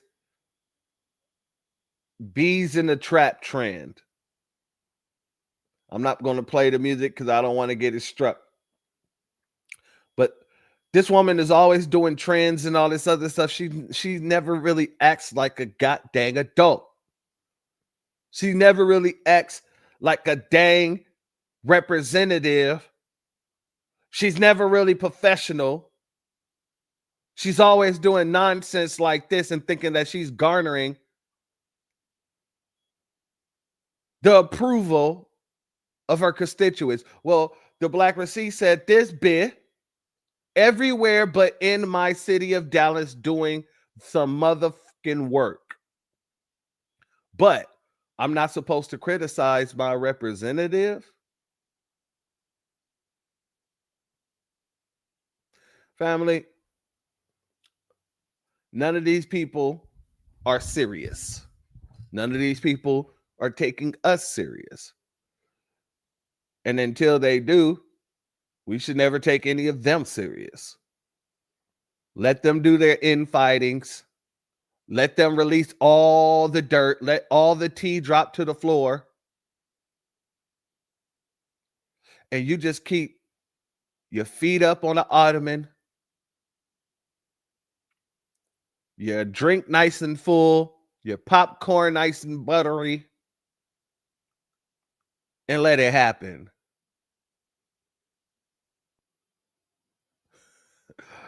Our brother Antithesis says that dude is an African.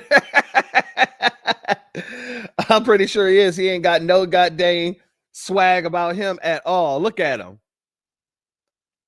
Look at him. Oh, man. I tell you, all these people are just clowns. And you know how I feel about clowns. You know how I feel about them. You know what I gotta do. Whenever I find it. There we go. Send in the clowns. And who was it who said y'all would give it to her because she had big tatas? Sir, I see where you're coming from, but I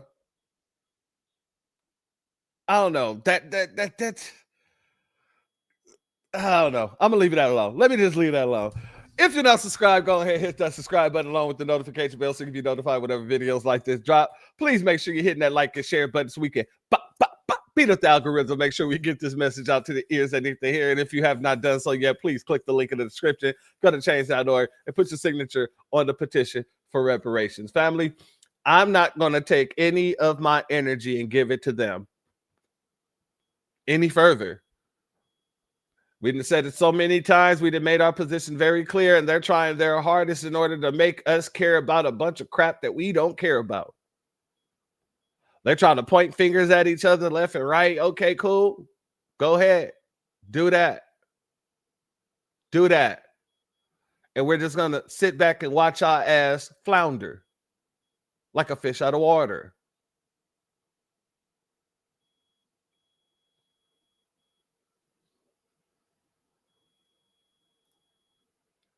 If she was white, she would get an invite to the cookout. Whose cookout? Not ours. Not ours.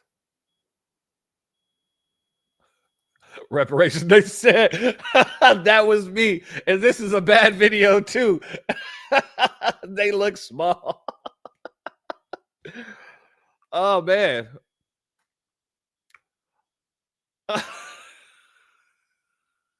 Shout out to Renaissance Woman. Thank you for being here, sister. Because I'm late. Who is this? Who is this woman, Harpo? Oh, yes. Shout out to Black Flowers. She said their behavior is insulting and demeaning. F them and they mama. Hey, my sister, I feel you. In translation, I don't need to translate it because you already said it clear. Fuck him, goddammit, and fuck anybody with his ass. Yeah. Family, I hope you all ain't my type. I feel it. I feel it. I want to make sure each and every one of you understand something. And I'm pretty sure you already understand, but for those who are new here, I'm going to make sure that I say this. Ain't nothing getting us off of our couch until you bring the funding out. Let me say that again. Ain't nothing getting us off of our couch until you bring the funding out. If I ain't seeing no dollars, no ducats in the very same way that you made it rain on all these illegals, you made it rain on Zelensky, you made it rain on everybody else, the Asians. We sitting right on that couch. So it won't even matter who's in the Epstein files because, you know, that means nothing to us at this moment in time. It's all a facade. It's all a political theater. It's all just nonsense. Exactly, my brother AO, aka Cut the Check. And shout out to Cut the Check. I seen you drop in the a second ago as well. A while ago, as a matter of fact. I just forgot to say it. But much love to you. Thank you for being here, family. I'd like to thank each and every one of you, all my mods, my members, and everybody in the chat, and those who's going to be watching this on the playback. We already understand it, and like our brother Earl just said, just like a two-headed snake. These folks ain't for us whatsoever. Whatsoever. And all their time is being spent acting like buffoons and pointing fingers left to right, right and left, as if y'all not in it together. Every one of you are colluding with each other. So, let's keep it real clear. Oh, that's sad to hear. Property tax in Chicago increased by 100%. Yeah, because of that punk. Let me stop. You know, Brandon Johnson, that bitch ass man. I can't wait until he get his final wake up. I can't wait. Shout out to Willie Bonnie once more. So true, FBA's is standing upon a quid pro quo. Something for something. Unity forever. Much love to you. Much love to you. And on that note, I think that's a good note to end with. Family, I hope you have a beautiful rest of your Wednesday. It's hump day. So, you know, I hope everybody got over a hump or got to hump. Either way, I hope you had a beautiful day. And I hope you have a beautiful evening. And with that being said, family, the doors of the church are now closed. Peace, family. My grandfather built this country, man. He fought wars for it. And most places he went wouldn't let him sit down and get a cup of coffee. I can't even catch a cab in New York. You know, it doesn't matter how many degrees I get. All you people see is color. Your grandfather was an immigrant. You're American. My grandfather was born here, Duke. And you people still look at me as just another nigga. I know that the government, whatever can't stand us black people, he doing everything in the world to make black man be extinct. But I'm going to tell you one thing, us black people going to survive. So fuck everybody. I'm off.